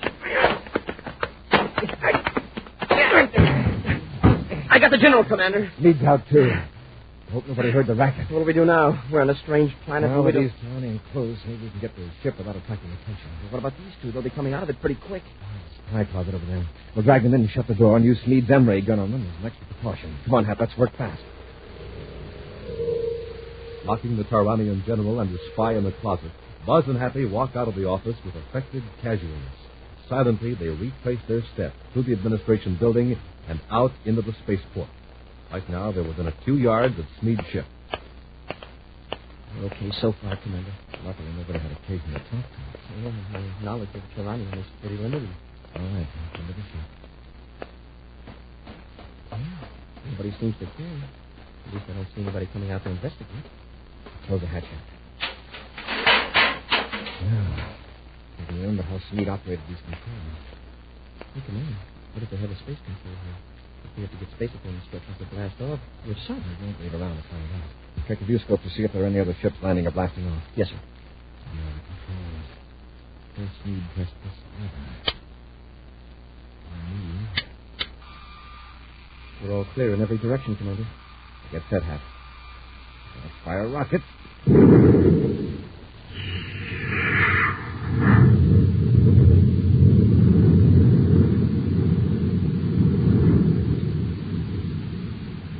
Made nice going, Commander. We've got to find that deserted base in our own ship before we're safe. I just hope no one goes looking for General Mogner until we're completely off Tiranna. Flying high above the surface of Tiranna 7, Buzz and Happy scan the terrain, searching for the abandoned base. With only his memory and sense of direction to guide him, Buzz watches the ground below for familiar landmarks, mountains, rivers, and stretches of plain that he has seen only once before. Meantime, Happy checks the viewscope for a sign of pursuit.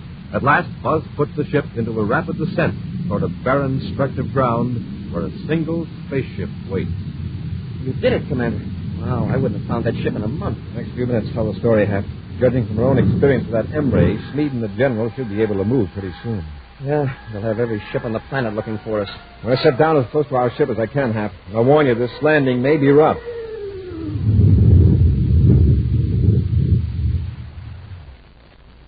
Wow. Commander, you handled this crate like you'd just finished a 50-hour refresher course. Well, not aboard the old Star Drive. Hap, the viewscope. It's a ship. It looks like it's heading right for us. It's on a landing vector, all right. But I've seen there are no cities within 300 miles of this place. He's coming for us. We'd better make a run for the Star Drive, sir. We wouldn't have a chance. That's right. He could stop us with a null ray before we got off the ground. Oh, yeah, that's it. We'll fight him off with our own weapons. I can remember how Smead worked it. Yeah, he turned this gadget here, I think. Yes, that's it. There's the barn at night. The intensity gauge. Now, if I can focus it right. Check that ship's vector, Hap. It's decelerating, sir. Dropping lower. Now it's steady. I think he's in the beam, Hap. His power's off. Can't do anything now but continue in free fall. At his present vector, he'll go clear over us. If he misses that range of mountains, he'll be lucky. Come on, Hap, into our ship and blast off. Blasting off without further opposition, Buzz and Happy accelerate under rocket power, watching Tiranna 7 grow smaller in their rear view scope. Have you worked out the hyperspace vector yet, Commander? Not quite, Hap. I won't feel safe until we're in Star Drive and away from the whole Tiranna system. We've got to reach higher velocity, Happy. The mass factor of that star and the 15 planets is pretty high for a safe transition into Star Drive. Commander, another ship's after us. Use the periscope, Hap. If we can find out what their plan of attack is, we can stall them off. Yes, sir. I'll line it up on them. If they use an all-ray on us before we get into Star Drive, we're sunk. I've got the ship, Commander. How to adjust the focus inside the control compartment. Commander, It's General Mogner and Sneed. What are they doing? Just watching the viewscope. They sure look sore, especially the General. Uh-oh. The General's reaching for the null ray control. He must be within range. Have stand by to fire space torpedoes. Standing by, sir. When you're on target, fire.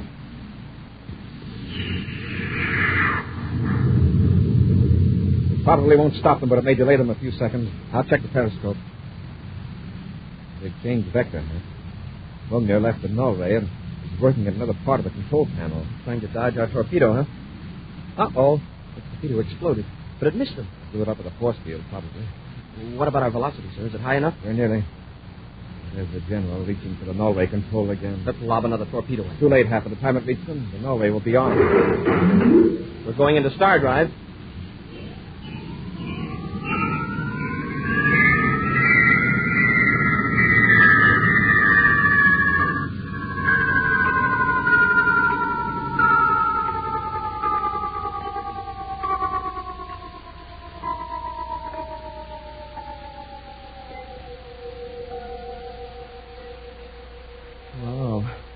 Just made it.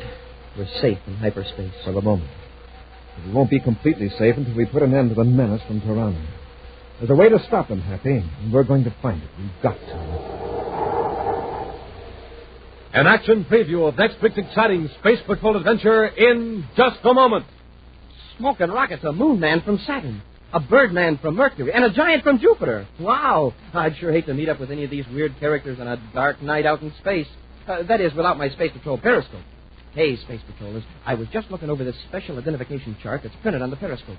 It shows you exactly what all the outer space citizens might look like, and believe me, they're plenty scary looking. But when you peer at them through your mirror eye of your periscope, you'll see them, but they will never, never see you. It's like magic. You can see around corners and over fences, around trees and over bushes, but nobody can see you. And, gang, you'll have a real George time with your periscope right here on Earth, looking over the heads of tall people. The periscope's high enough, a big 24 inches. You can find secret hiding places, spy on your pals, jump in Jupiter. It's terrific. But you better move fast, because this super sensational offer ends soon. Hey, here's Captain Tufel. He's going to tell you how to get a Space Patrol periscope. Send a rice checks or wheat checks, box top, together with your name and address and 25 cents in coin to Space Patrol, Box 686, St. Louis, Missouri. That's Space Patrol, Box 686, St. Louis, Missouri. Don't forget your 25 cents and your rice checks or wheat checks box top. A, B, C, D, E, F, G. Bite-sized checks taste good to me. Bite-sized checks, wheat checks, rice checks. Get your checkerboard cereal today. And now, a preview of next week's exciting Space Patrol adventure. Buzz and Happy are in their spacesuits aboard a wrecked spaceship, stranded on a meteor. Through the nose port, they watch an enemy spaceship land. Speed ship, all right, Commander. Have your ray gun ready, Hap. We'll give them a fight. Yes, sir. They're shining some sort of light on us. Wow, what a glare. Don't look at it. Some kind of special ray. Drop to the deck. I can still see the light even with my eyes shut. It's burning into my brain. Fight it, Hap. Keep low. Commander, everything's turning black. If we can work our way aft and get some shielding between us and the ray. No use, Commander. I can't move. Be sure to join us next week for the thrilling story, Invasion from Tiranna, when Rice Checks and Wheat Checks again present Space Patrol. Space Patrol, created by Mike Moser, starring Ed Kemmer as Commander Corey and Lynn Osborne as Cadet Happy, was written by Lou Houston, produced and directed by Larry Robertson, executive producer Helen Moser. Other players were Ken Mayer and Baylor Kobach. Dick Tufeld speaking. Now, don't forget to tune in next Saturday and every Saturday when Rice Checks and Wheat Checks present exciting action on Space Patrol. This program is broadcast for Armed Forces overseas through the worldwide facilities of the Armed Forces Radio Service. Space Patrol came to you transcribed from Hollywood. This is ABC Radio Network.